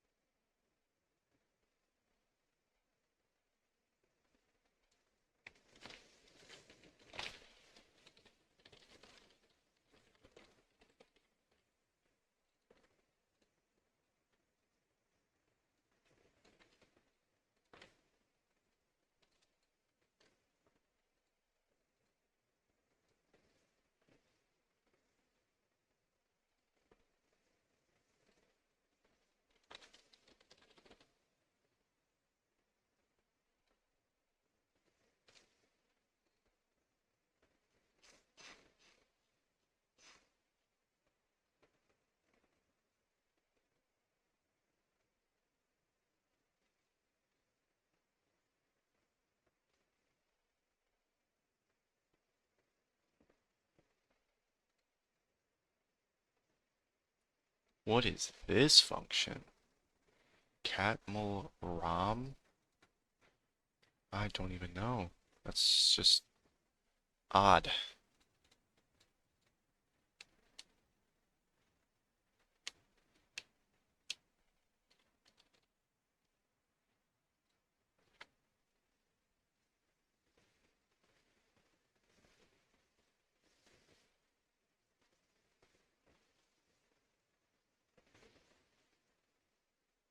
Scale it by distance remaining, I guess. So xm vector scale distance remaining. So we scale it by distance remaining, and then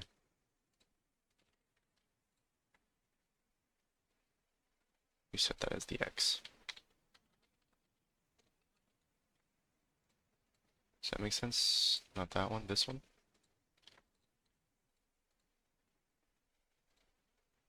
So scale it by tt, and then scale it by distance remaining. and then set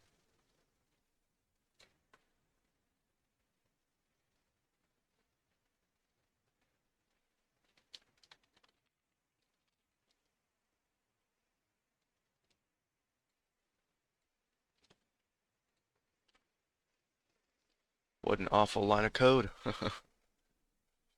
Alright, so we scale it by dt. Alright, then we get scale by the distance remaining. We set that as the x component of the sweep. Or the y component, right? Because we don't want to move x anymore. So it should be 0 here, and then remove this like that.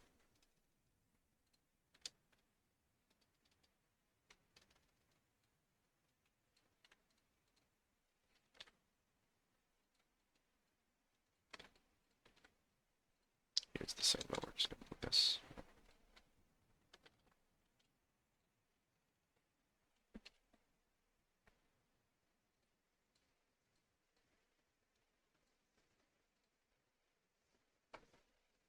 Right, and then after both of these cases, I tile should be the new tile that's intersected.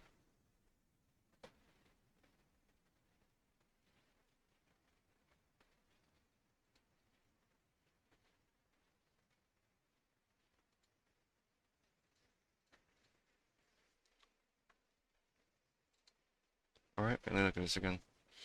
I think we want this to be the new bounding box, right? New bounding box.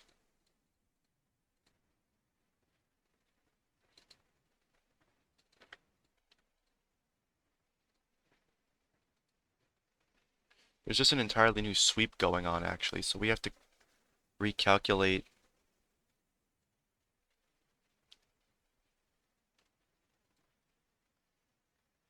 Or would it be the same? Would it have changed? Probably some mathematical proof you could do or something like that, I bet. I don't really care. So min distance should be changed and itile should also be changed. So now it's like, change the position. Okay, I don't know.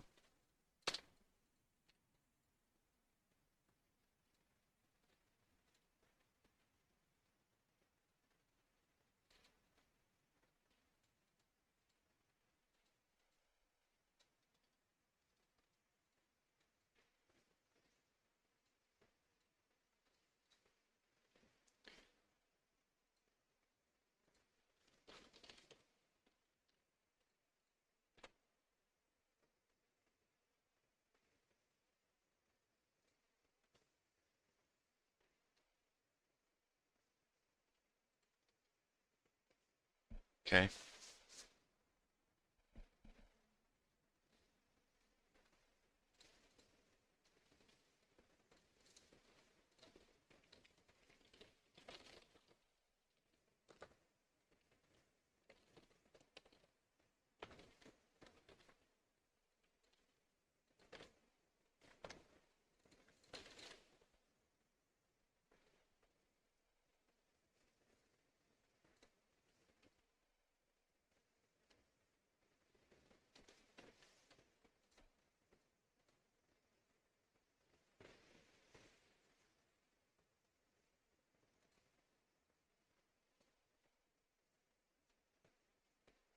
Mm.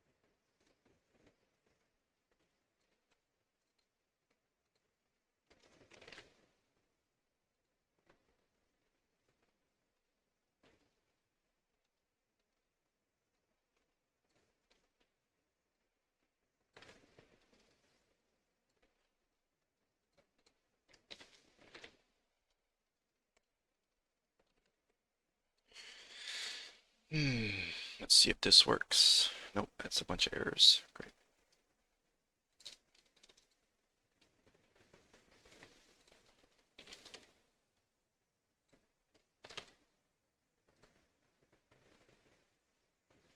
Too few arguments in function call. Alright, xm vector set. So this should have been the whole thing.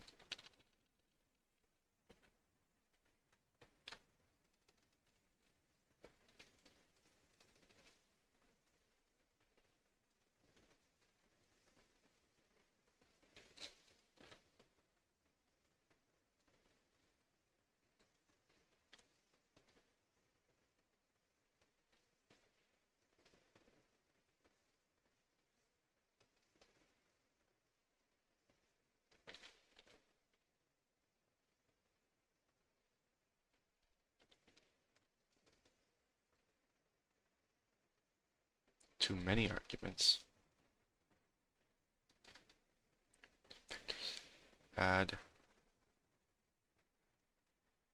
Oh yeah, this needs to go in. Can I just remove this?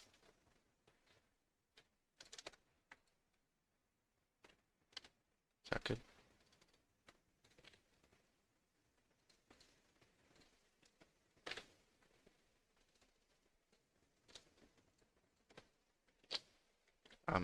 I need to take a break or something.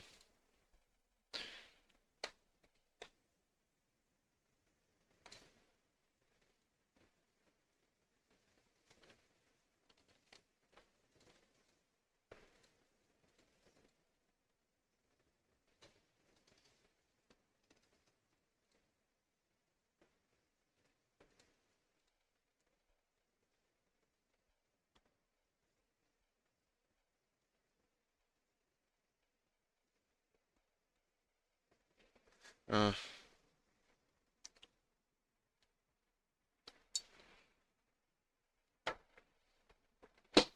collision can totally get done today, dude.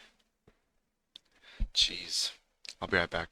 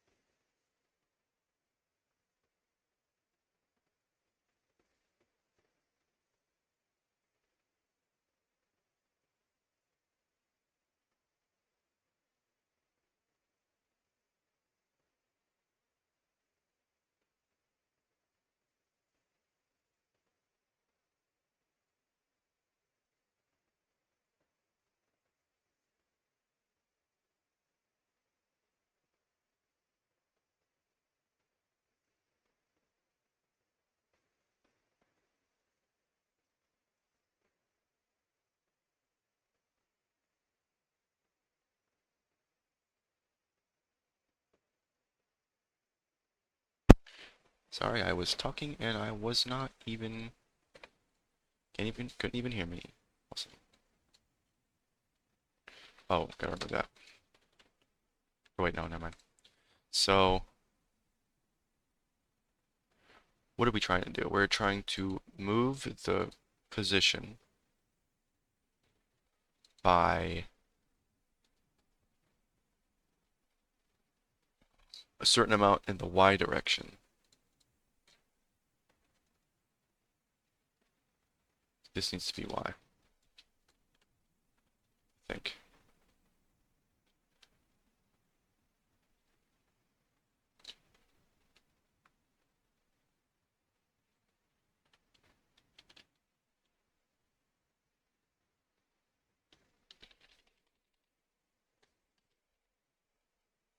Is anything happening? I don't even know.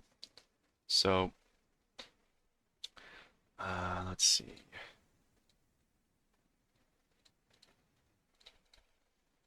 This is the initial movement. This is working just fine. This is working just fine. Just fine.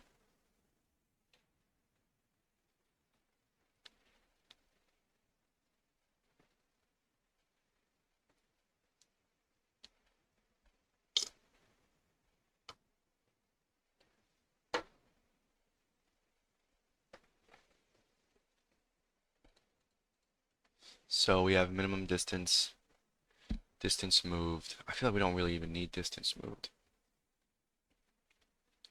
So if we move a certain distance, let's say 0.9, so like 90%, we move that, that means we have 10% left of the movement, right? Left to move.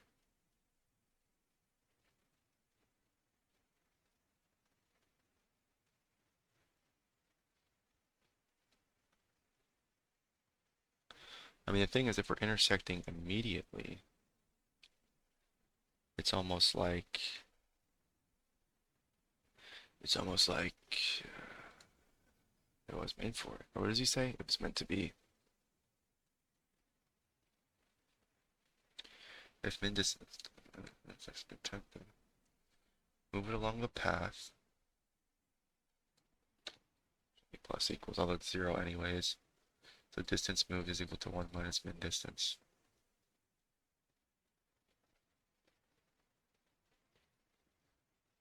That's just wrong.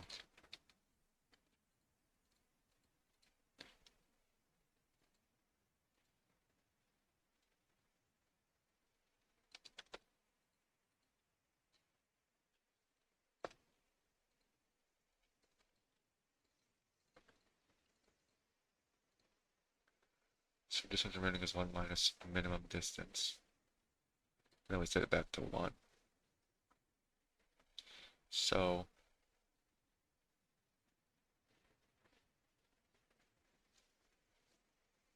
we then move the vector, the velocity vector, multiply by dt.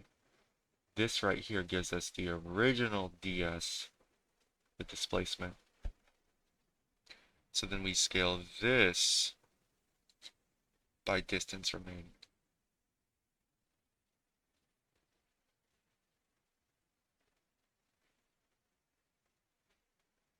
Or we don't need to, because, right?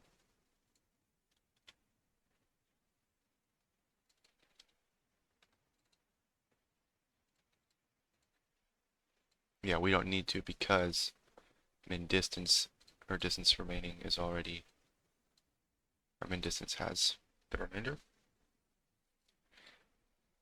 So it needs to be less than distance remaining.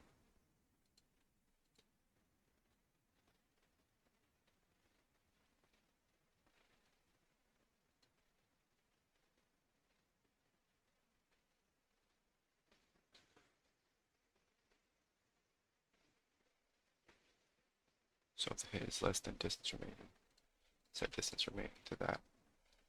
So we don't need min distance anymore. Distance. Yeah, and then when we move it, we use distance remaining. So we scale it by that, and then we scale it by distance remaining. But remember, we just want it in that specific direction.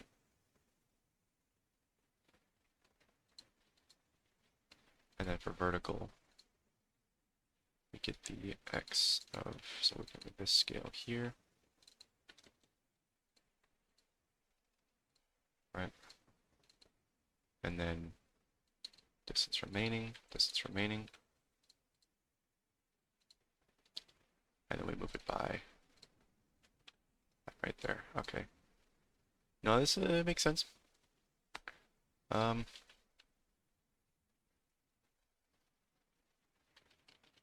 hmm.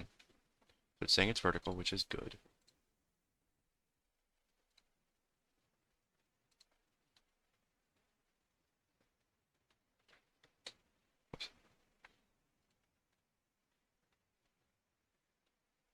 So we do a new sweep. So we have pretty much all distance remaining.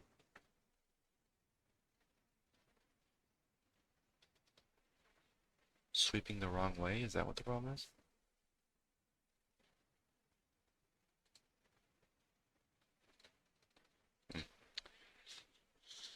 So sweep is still saying that it should be 0, which is just wrong.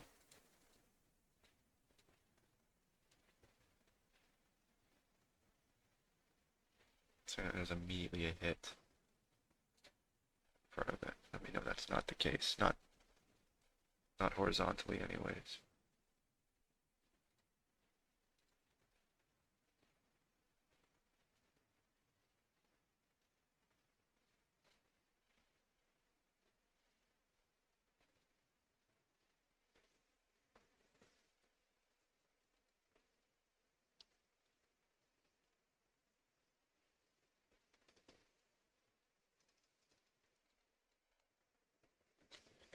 Get my scale. Mm. Mm, maybe. Maybe we don't need this anymore. I don't care.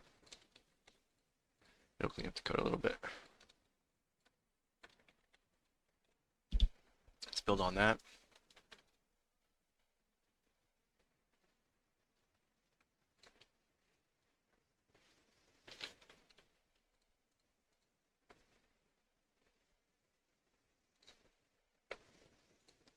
Don't I subtract time from the sweep? Yes, I subtract a little bit because I don't want it to be so hasty. Excuse me.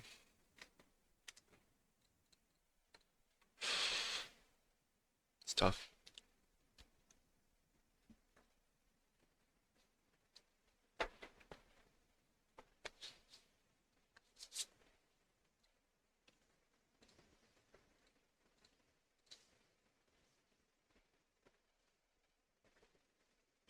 We just want the X component.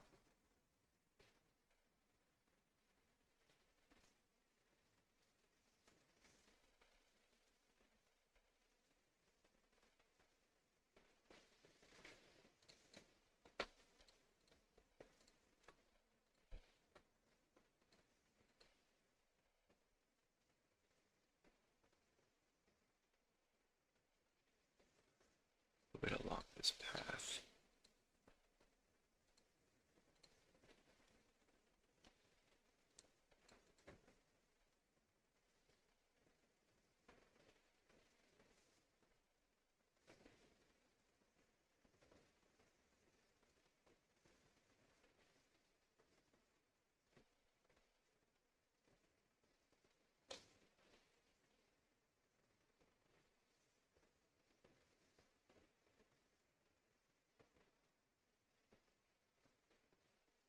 Hmm.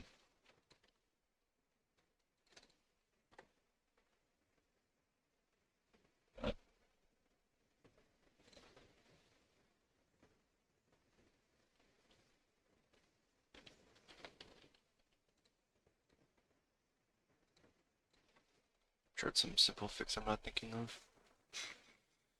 Uh,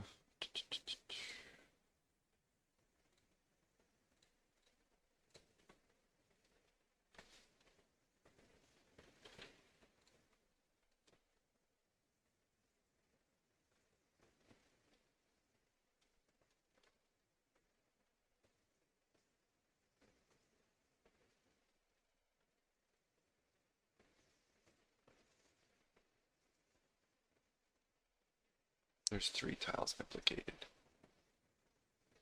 Do a sweep along there like that.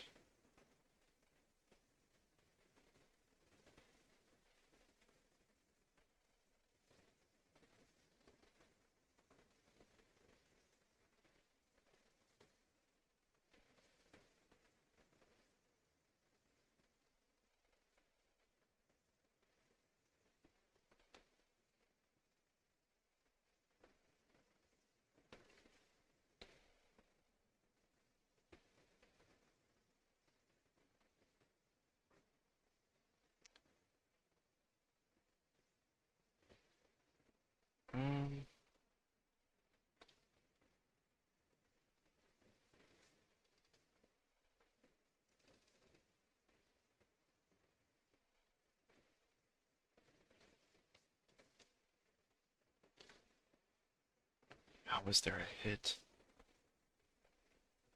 Should be strictly in the X direction. Should be a sweep strictly in the X direction. But the normal is -1. What? That makes sense. M delta is a -0.04 in the X direction.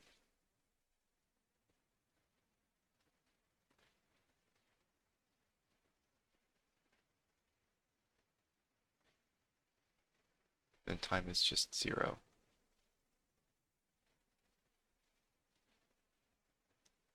Huh.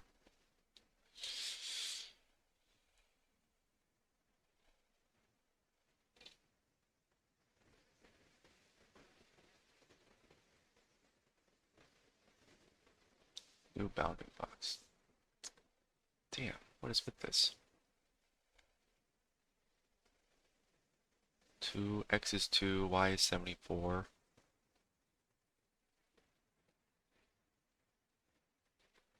2.9.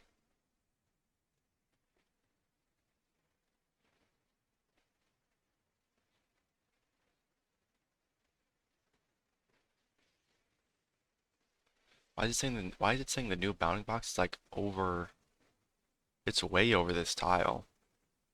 This tile is 2, oh, it's the top of the tile, I see now. Yeah, no, that is clipping in, isn't it? Wait, no, no, it's not. No, it's not. This tile is not clipping in, so you can see that the so the position of a bounding box is like, you can think of it as the bottom left corner. And this is saying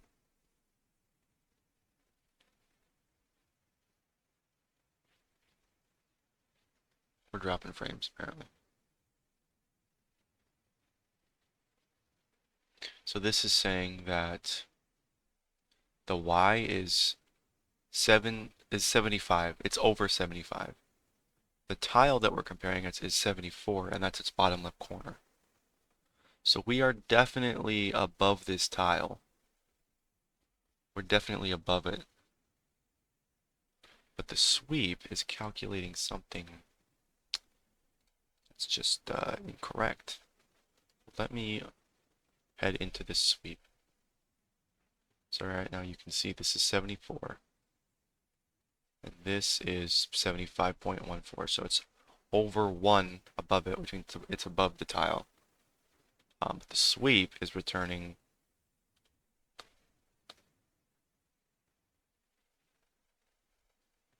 I think the delta is 0. Oh, well. Yeah, I guess if you're not moving, that's going to cause issues. And we actually have an error. Just got an error thrown at me.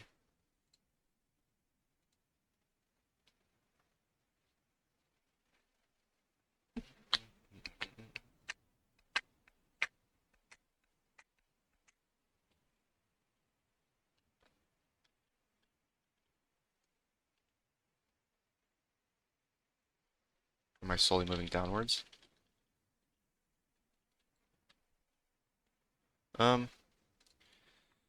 So I think I know what's going on here. That's wrong. Let me check the sweep again.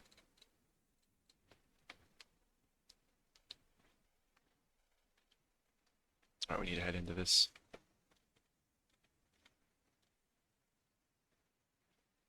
So we have position, we have delta.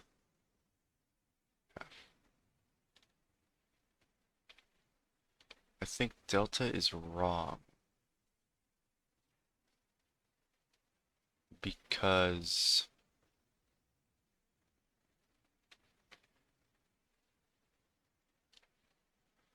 I don't remember. I have to scour through my fucking tabs.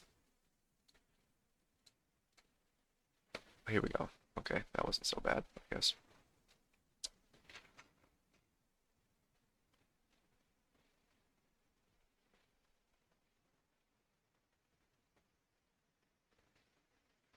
In this equation, t is the time along the line or percentage distance from A to B. Instead of formalizing the concept of a segment, we use this equation to create position. Variable delta is the value of B minus A. No, no, no, I got this right. Delta is a point.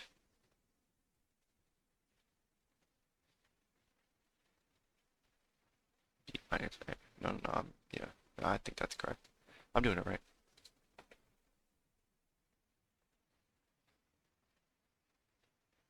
So if x greater than,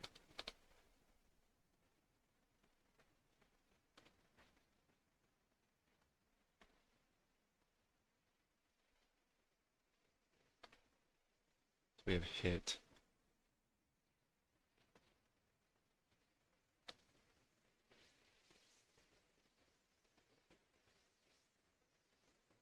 So we clamp time between n. So nt is negative 25. That just doesn't sound like it makes any sense. So we have scale is 22.89. Sine is 1.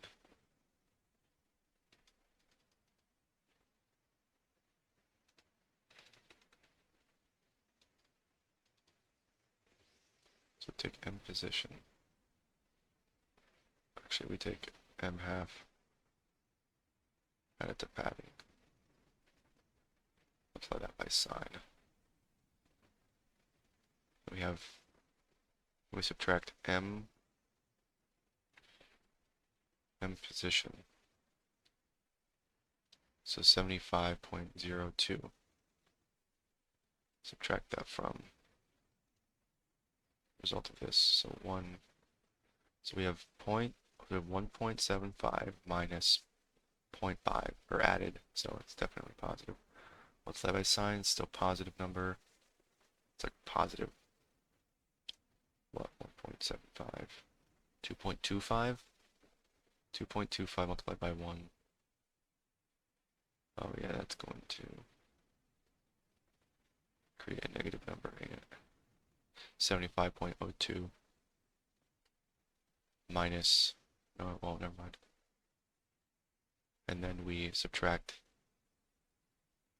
so we have m position, which is 75.02, subtract 2.25, and then subtract 74, that's going to be like a negative number. And then we multiply it by this scaling number here. So I can see why n is negative 25. Yeah, that makes sense.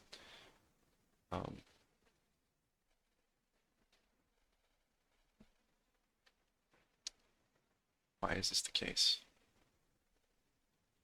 M half 1.75.5.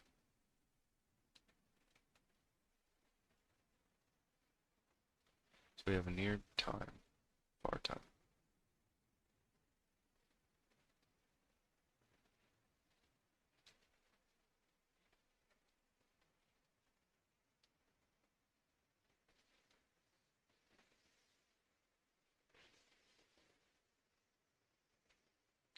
So the x of near is greater than the x, the y of near.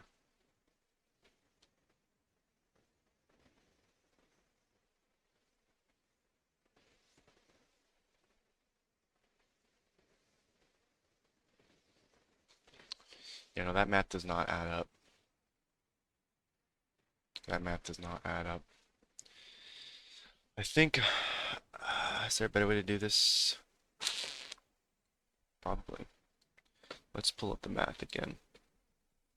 And I'm going to double check this. So we have near, which is equal to, so it's add half plus padding. And then we have multiply sine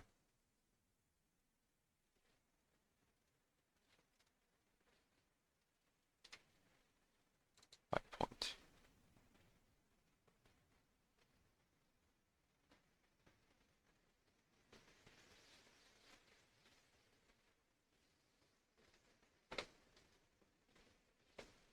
So we have sine. Okay. Sine. Add these together. And then multiply by sine. Yes. And then m position minus this number. And then we do another subtraction of this number minus a point, which is the position of the bounding box. And then multiply by scale. No, that looks right. That looks right. And then var time is pretty much the same thing, but you have an addition right here with m position plus the result of sine multiplied by these addition of these two things. And then another subtraction occurs in that quantity and point, and we scale. And we get far.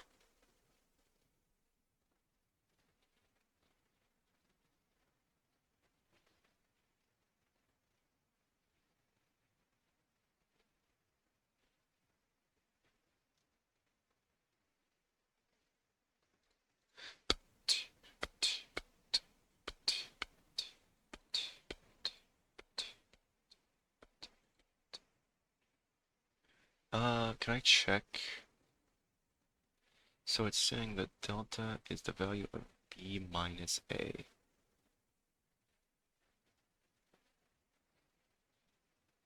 No, yeah, that makes sense. What? It's the displacement.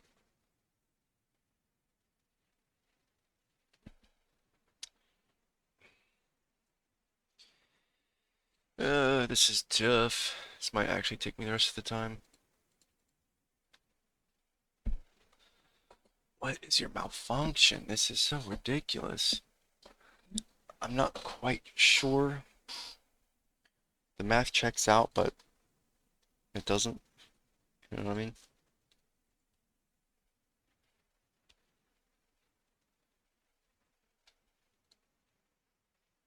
Let's check this out again. So we enter in here, delta is, yeah, just the movement along the x. We've hit a vertical.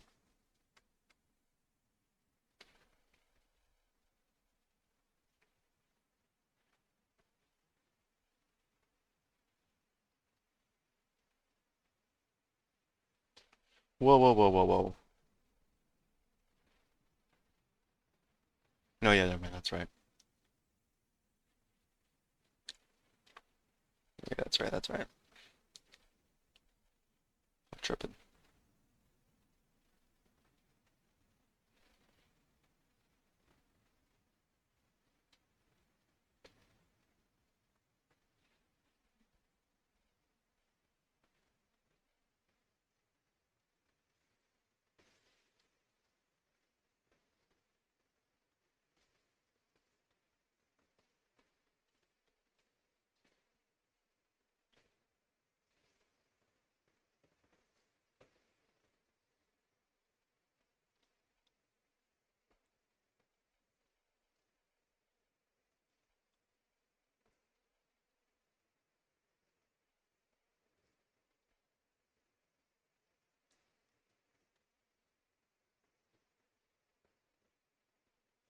Box's position, the delta, and the box's half.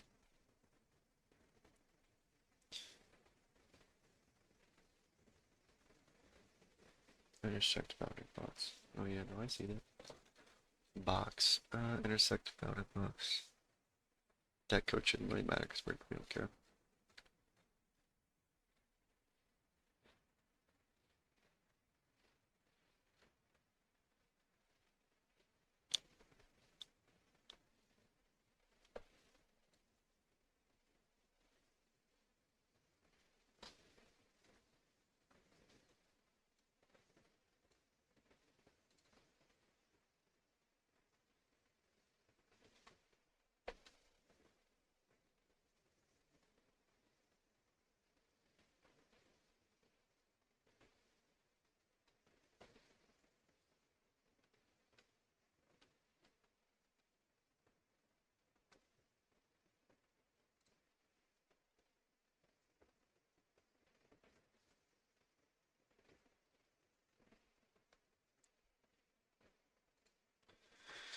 What is going on here?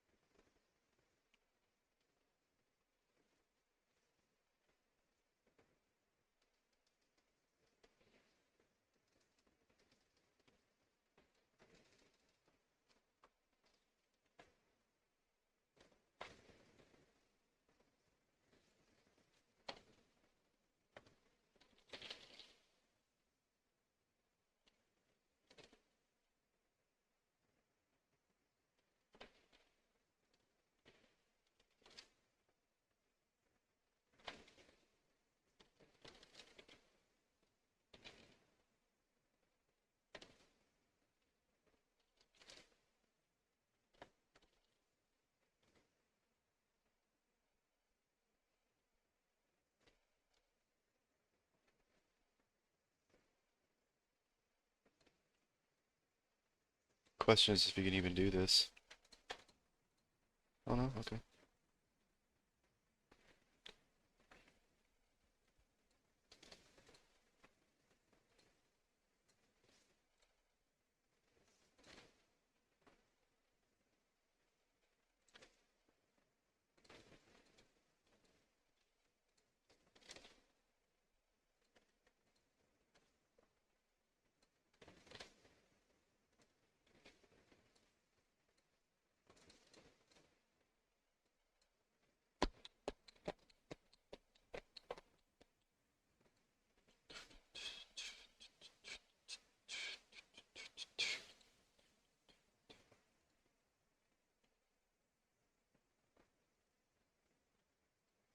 Hmm.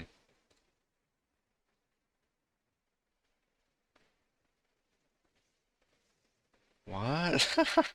Why did it just fall through? Oh wait, maybe I need not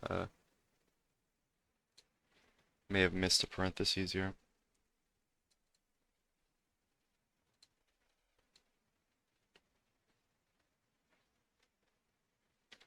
Yeah, no, it's gotta go here.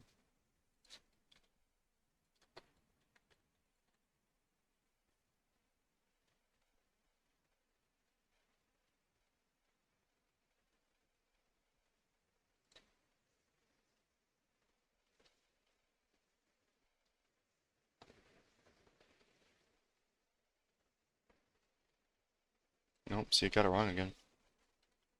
Still getting it wrong.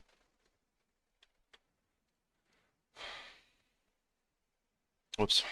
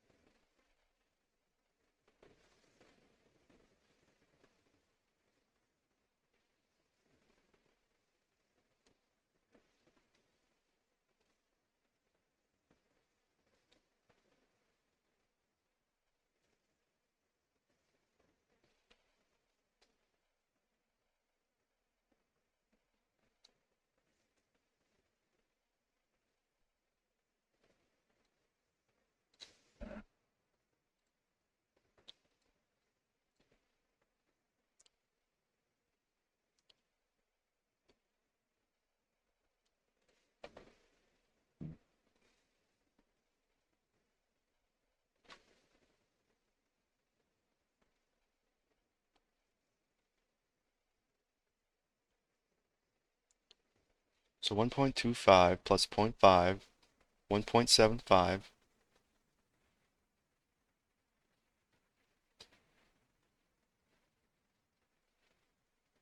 Oh no, we care about y, don't we?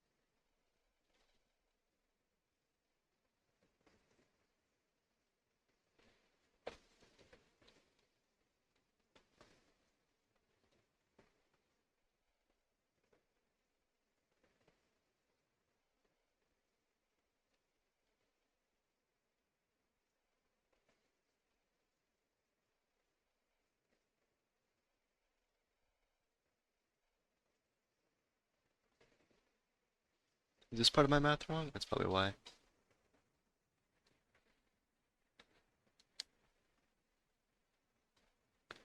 Near time x greater than near time y. Near near time x near time y.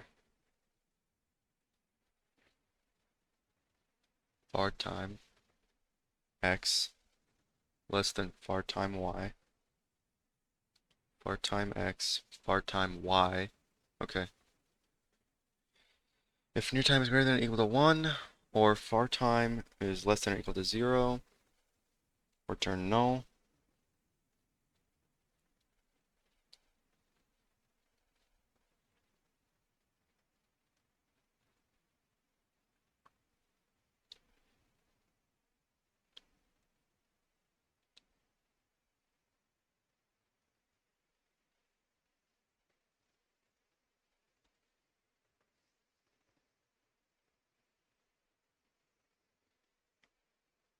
So if near time is greater than 0, the segment starts outside the box and is entering the box. Otherwise, the segment starts inside the box and is exiting it. That's just not true. There should be no collision. There should be no collision.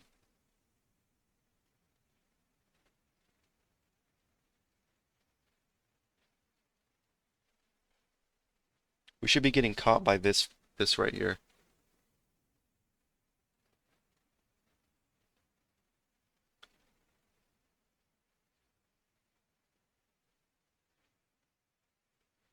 Mm.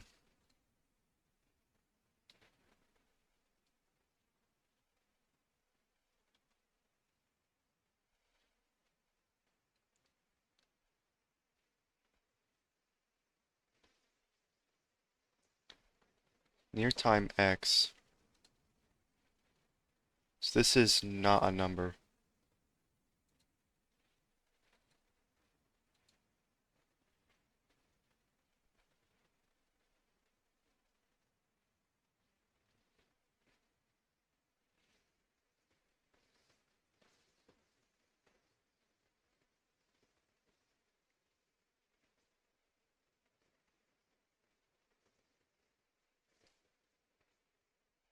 So wait, a number multiplied by infinity is, no, it's infinity. I see it right there. Infinity. Infinity. So near, so we have near, oh, here we go. So the x here is negative 22. It needs to be greater than infinity. What? So this should fail, no? Negative 22 is not greater than infinity. You see that right there? Or the y value here, negative infinity, is greater than infinity, or sorry, 60, which it's not. They're both true. So why are we not returning a null operation?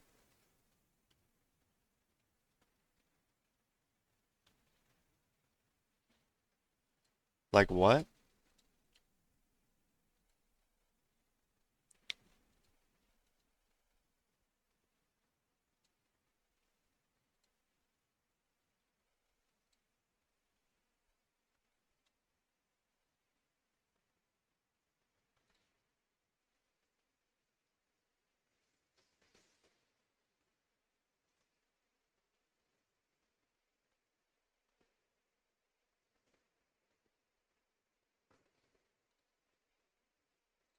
Sorry, that's for a completely different operation. That's for the initial collision while it's moving downwards, which, if that's the case, then, valid. I passed it. I'm so close. I feel it. I'm this close, man. We just need to. I don't know. I don't know why this isn't working. It's very weird, but that's, whatever.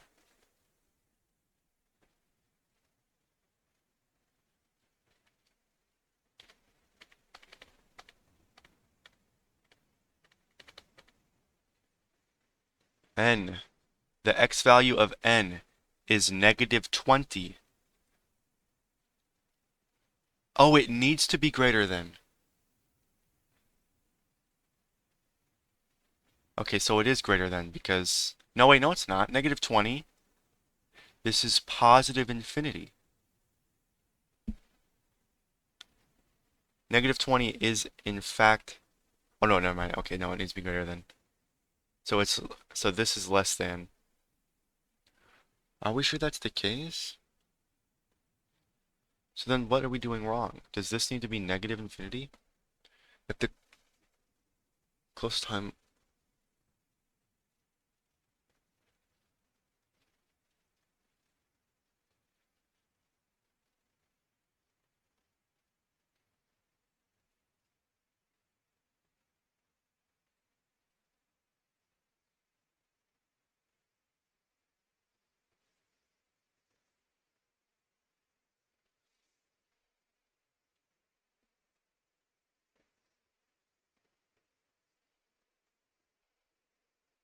So near time x needs to be greater than far time y.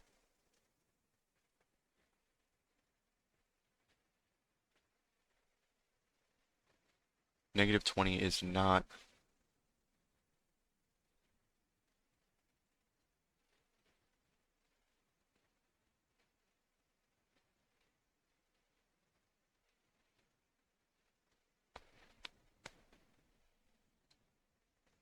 I will be right back. I gotta use the bathroom.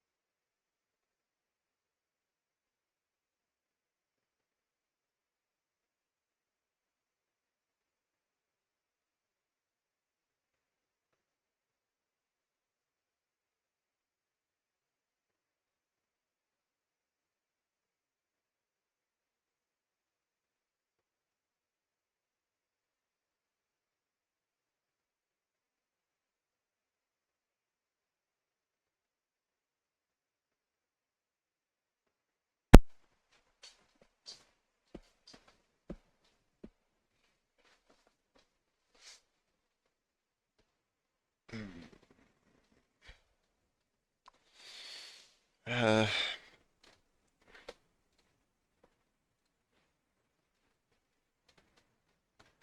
Otherwise find the greater of the near terms. Alright, so negative 20 is not greater than infinity.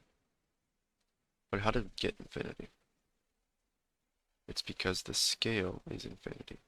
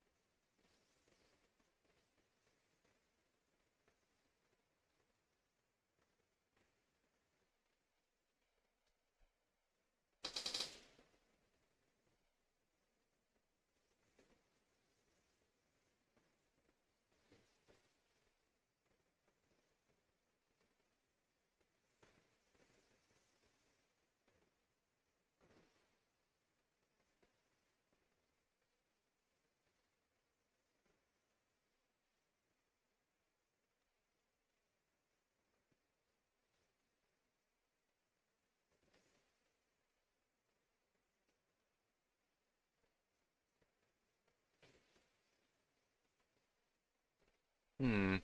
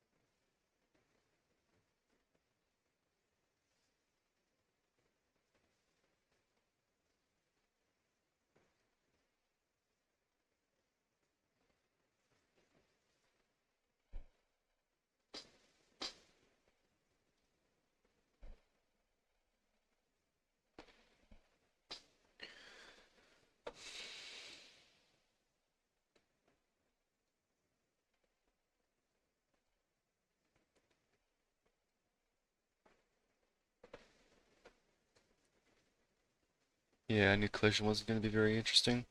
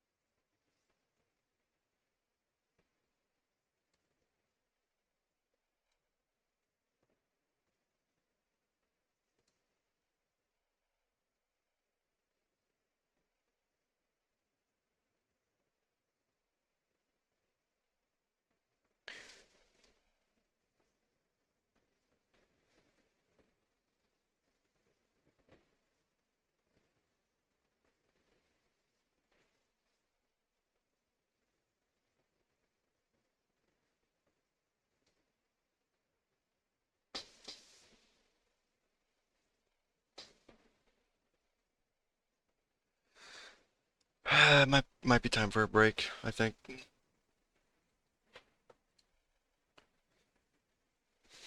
Gotta turn the music off.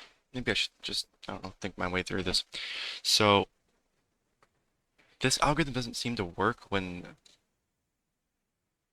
it's not, like if it's like a purely vertical or purely horizontal line, doesn't seem to work. I mean, when it's vertical, it seems like it's working. Purely vertical seems to work, right?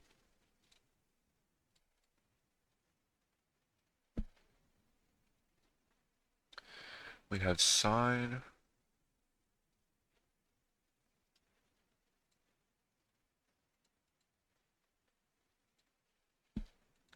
This multiplication. I'm just, because the delta of the y is 0. It doesn't move up, it doesn't move down, right? And then when we try and calculate the scale, we get infinity for y. The sign is still 1 because it's positive. It's positive infinity.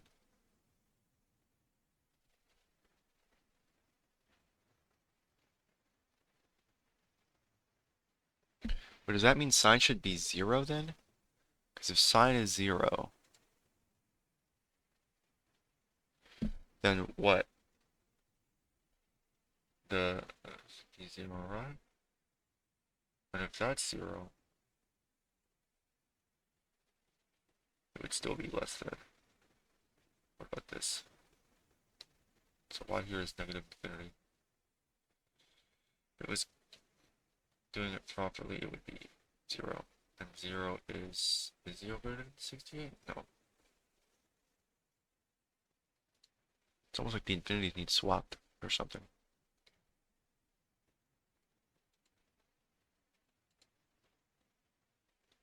I mean, it could be this. It could be that, you know, nt negative 20 because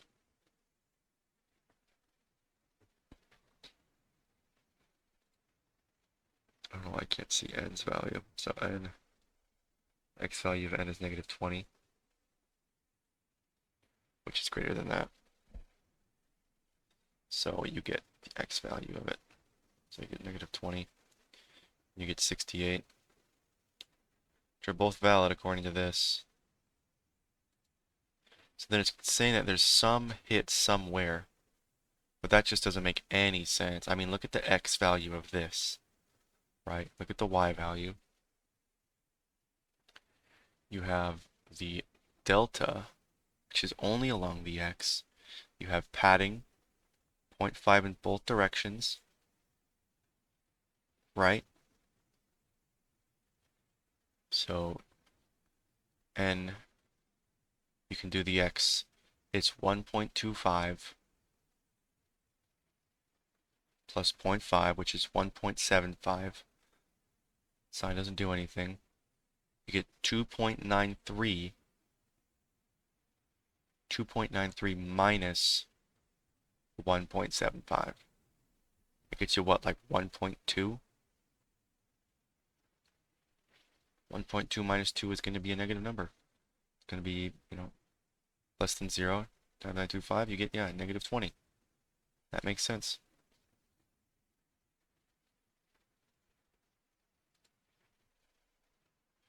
That doesn't make any sense. Y is near.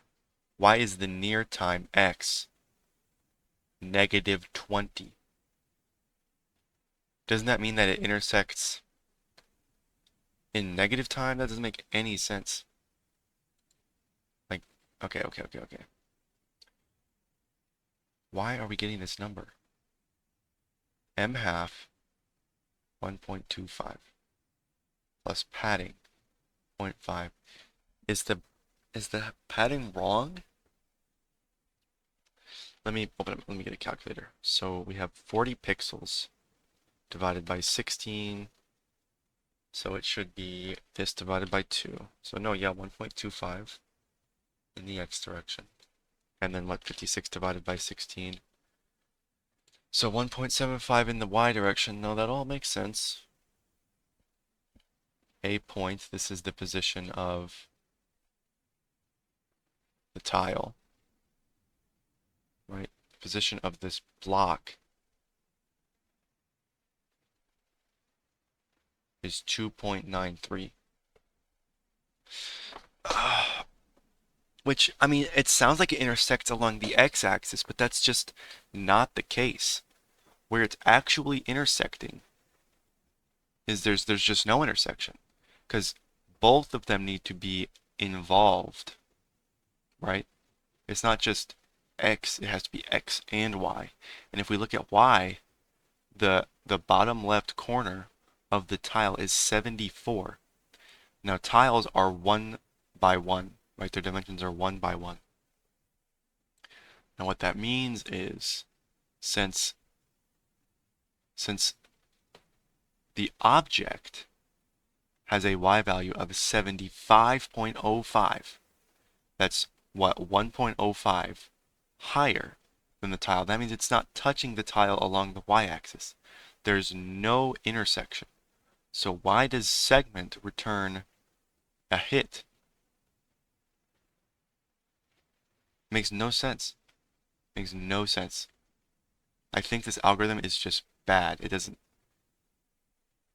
actually properly do this. So delta is 0.03 along the x direction. Should we really be subtracting point? Does that make sense? I mean, I think that's what it says to do. Subtract point, yeah.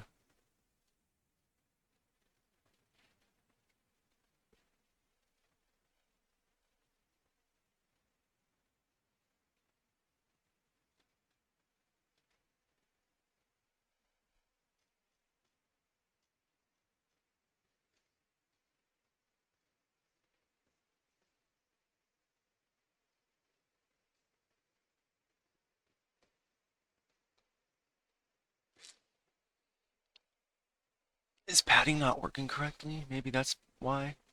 Maybe padding needs to be multiplied, but I don't think that's the case. So it's half plus padding. Why are we adding padding here? We're trying to do a sweep test.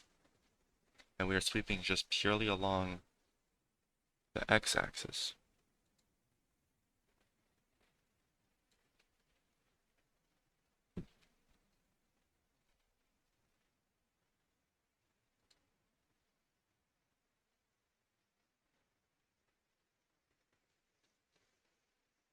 Like if I ran the implication test a second time, the thing is these tiles would not be implicated because if you look at the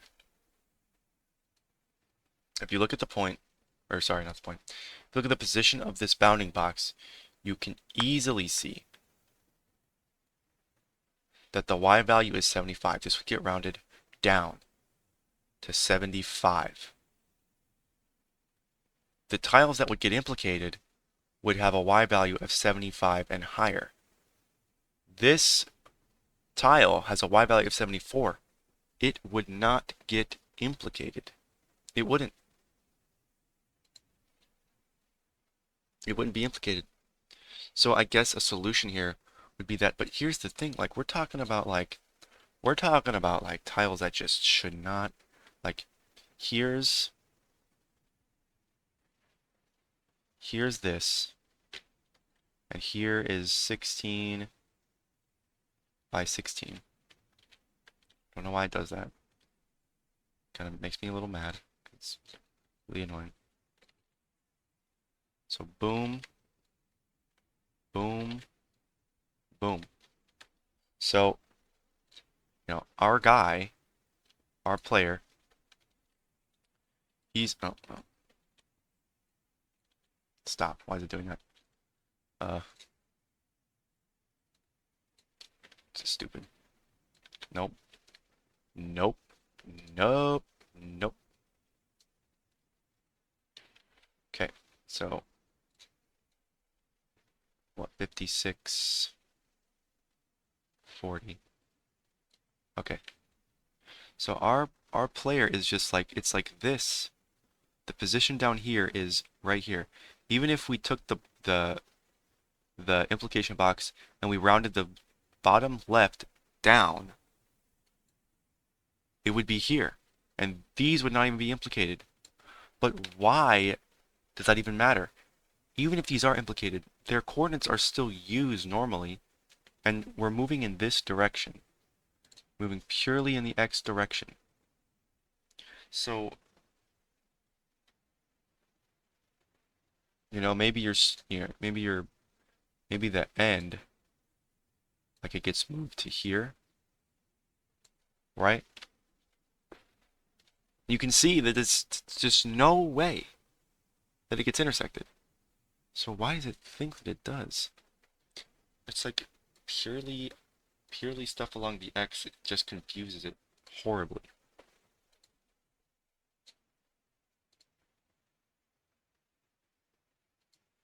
Because along the y works fine. I have the object, the player, fall straight down, and that gets detected normally, and it gets moved backwards. But again, it's not like I'm hitting a wall or anything. So it's kind of hard to tell. Um, this is just tough, because,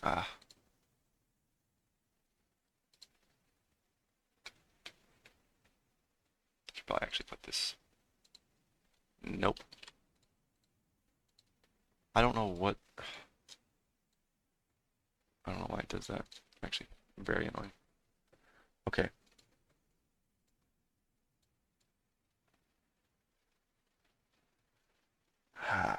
It's even getting the normal wrong. It's just, yeah, it's just completely wrong.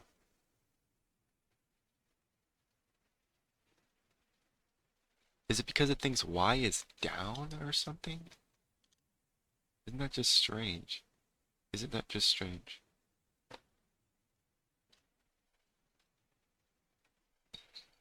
There's sine, clamp, absolute value, epsilon.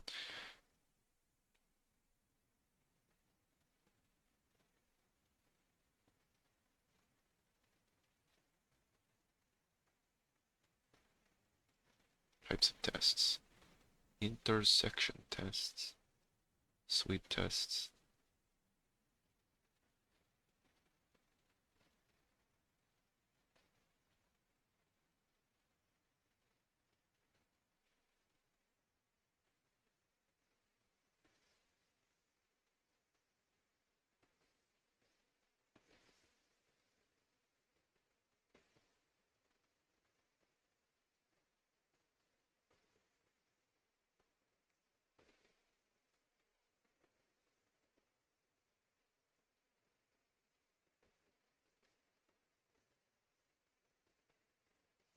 Sweep tests return a sweep object.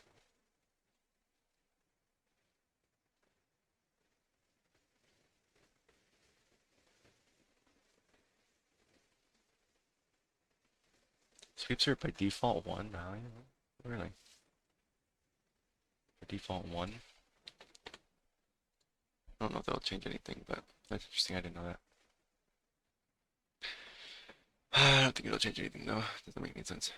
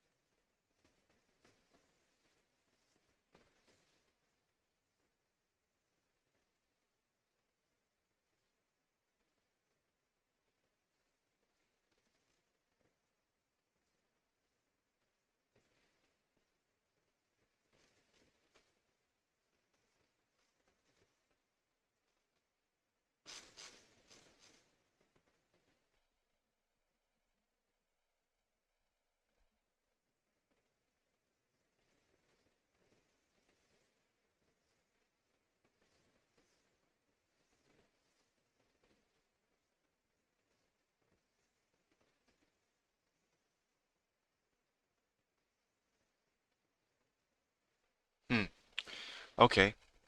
Um, I think I understand what it's doing now. But the sweep test doesn't make sense anymore then. What? Wait.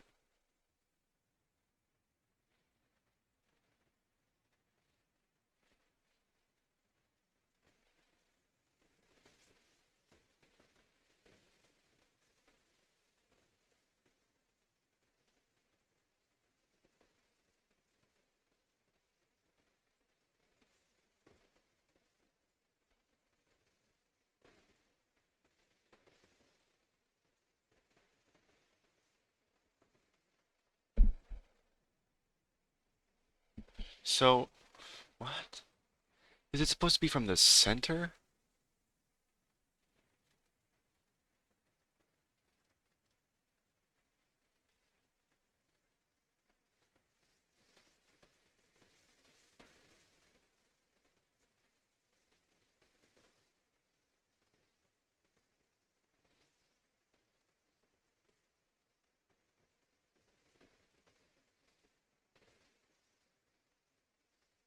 Wait, what? Their code is wrong. Their code is just wrong. This produces the wrong results. Where is my where is my super suit? So we have skill, sweep time, delta, box position.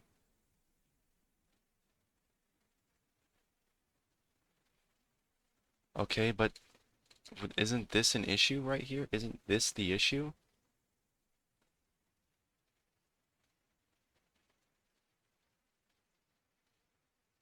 Sorry, that's just annoying me. I gotta go turn my fan off. Holy crap. It's just ticking in the back.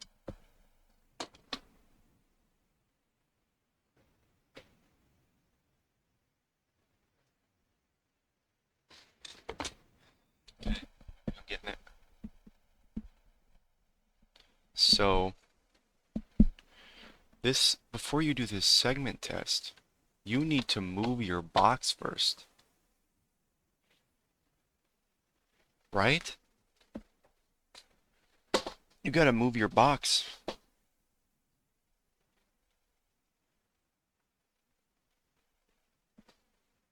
Let me look at this diagram again. So, I mean, there's two things you can do. You can move box B or you can move box A, 'cause this is a relative movement. So,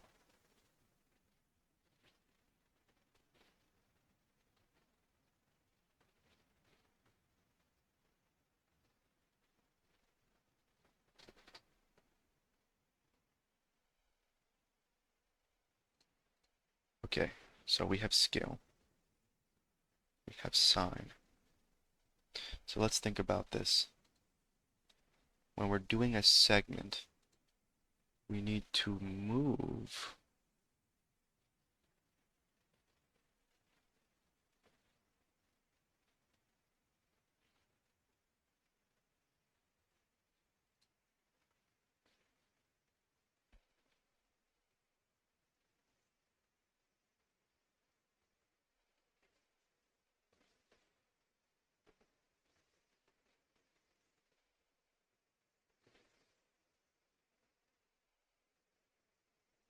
Okay.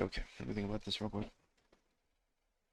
So the sweep, yeah, the sweep is its box. The box needs to be moved.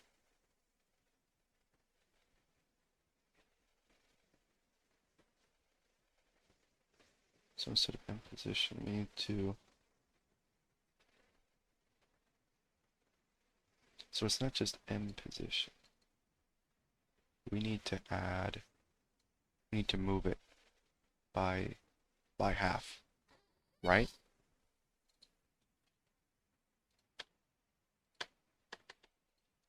Um, so add M half like this.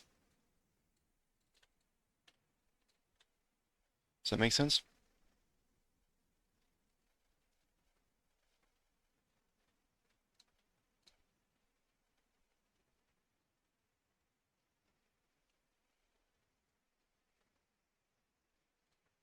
Let's just, we don't need to do that. We can just see it.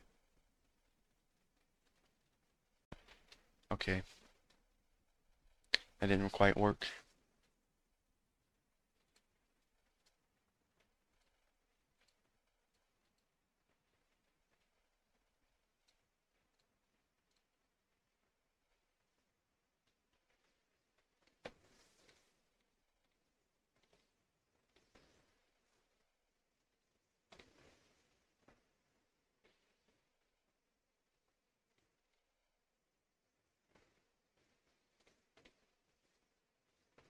So near is now 10.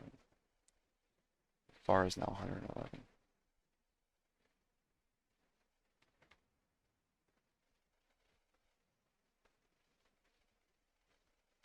So you can see that returns a no.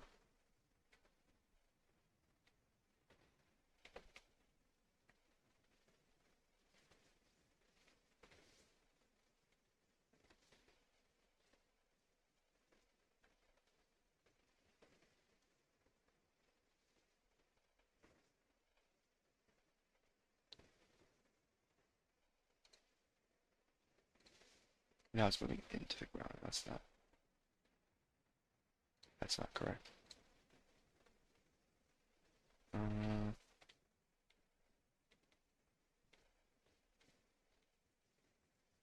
Point is this.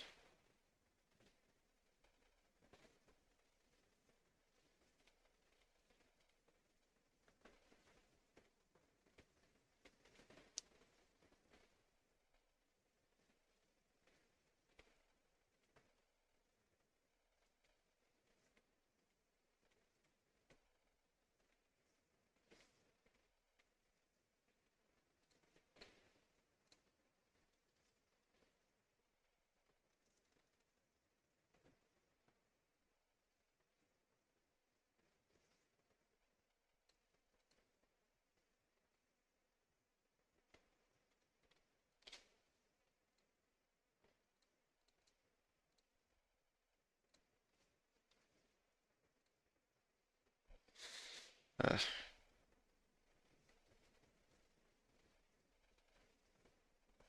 Oops.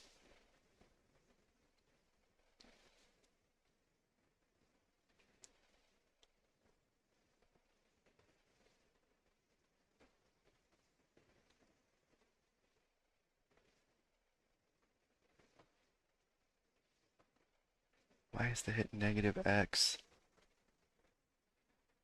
We're not moving to the left.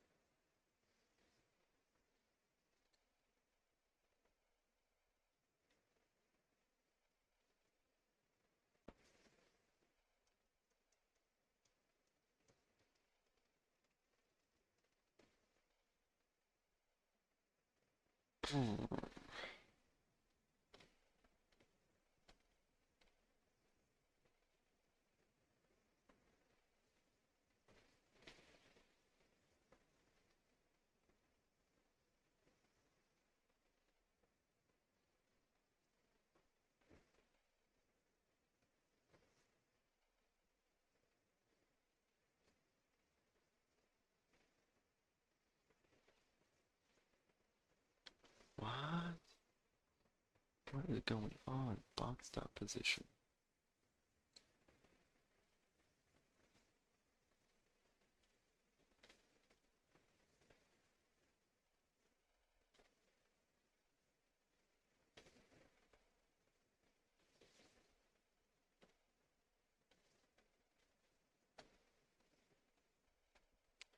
It thinks this is valid, which is, I think that's just wrong.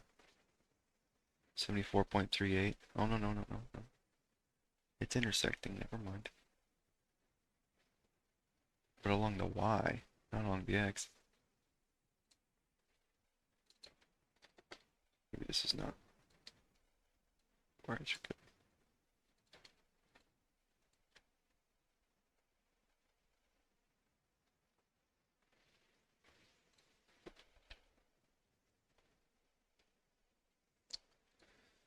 Okay, back to the old problem. So,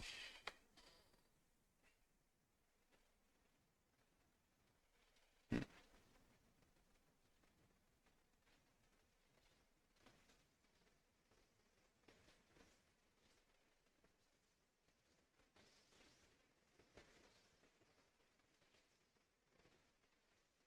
try to understand this.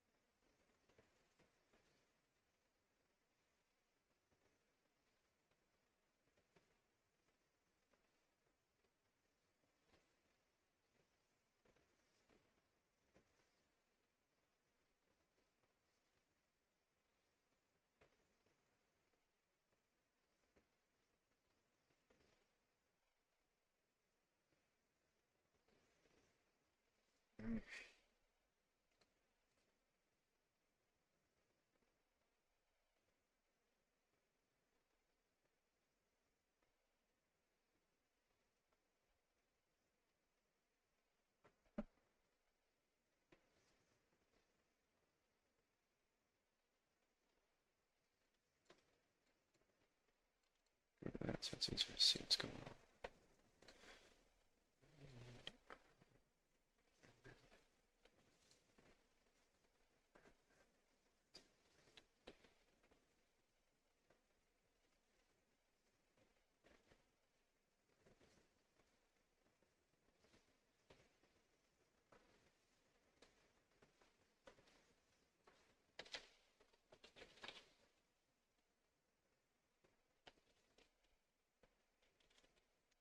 Here's why this breaks it. I need more water.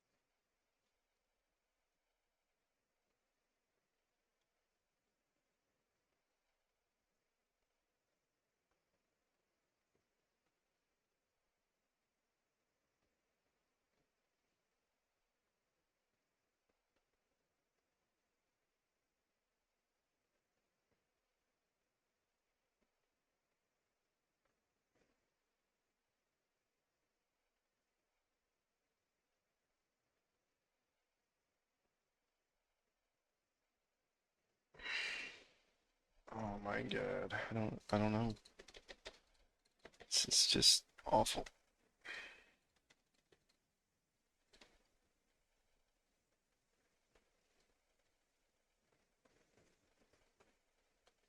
I just had a hard time with that.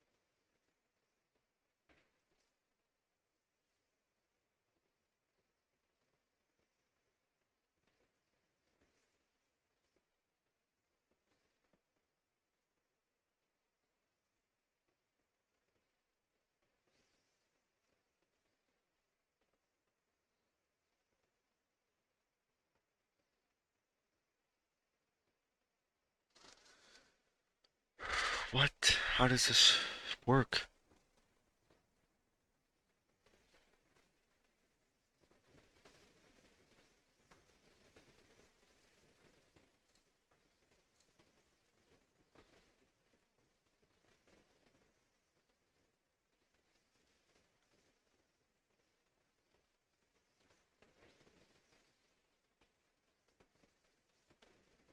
But this sweep doesn't make any sense.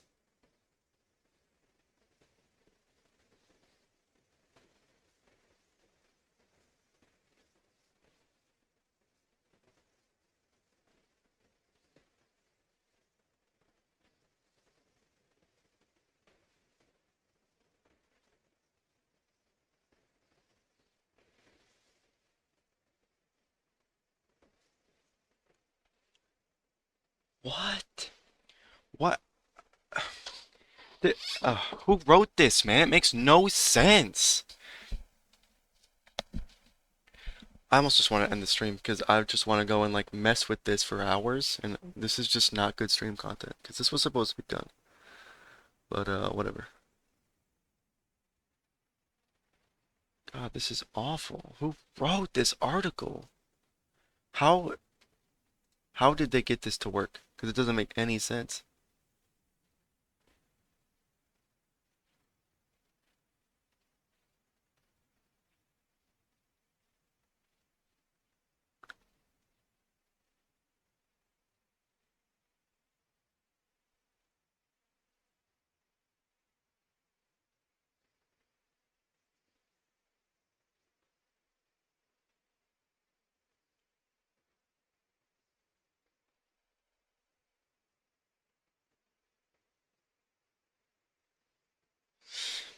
I don't know. This is just for me to brainstorm later, but okay. I'm just gonna end the stream. I think you know, I did what I wanted to do on the schedule, which I'm gonna flash it up on screen now. Uh, hold on. There it is. So here's the schedule. You can see that I wanted to draw sprites, draw dirt sprites today, and I did that. So finishing collision I have written out for 3 days. So I might get it done tonight because I'm probably going to be working on it because I'm just, I thought the math was good and I thought it was just going to work. Like this should have just worked. Like I should have been done by now, but the math is just wrong. So that's great. Um, so yeah, I will be working on this tonight. Hopefully by tomorrow, let me put this back up. Hopefully by tomorrow, we will be working on block interaction. So that way I can, click in the window and break a block. So that would be the goal of tomorrow's stream. And that should probably be done within 6 hours. And then there's character sprites and animation, which that might get pushed to later because I don't know if I'm going to be down for that. That might just be me, searching up just like Creative Commons assets and just using them because I don't know if I'm really that interested in designing a sprite. Maybe eventually, but not not yet because it's just I don't know if we're gonna go anywhere with this project. But that's all for today. So thank you anyone who showed up, and I'll see you tomorrow.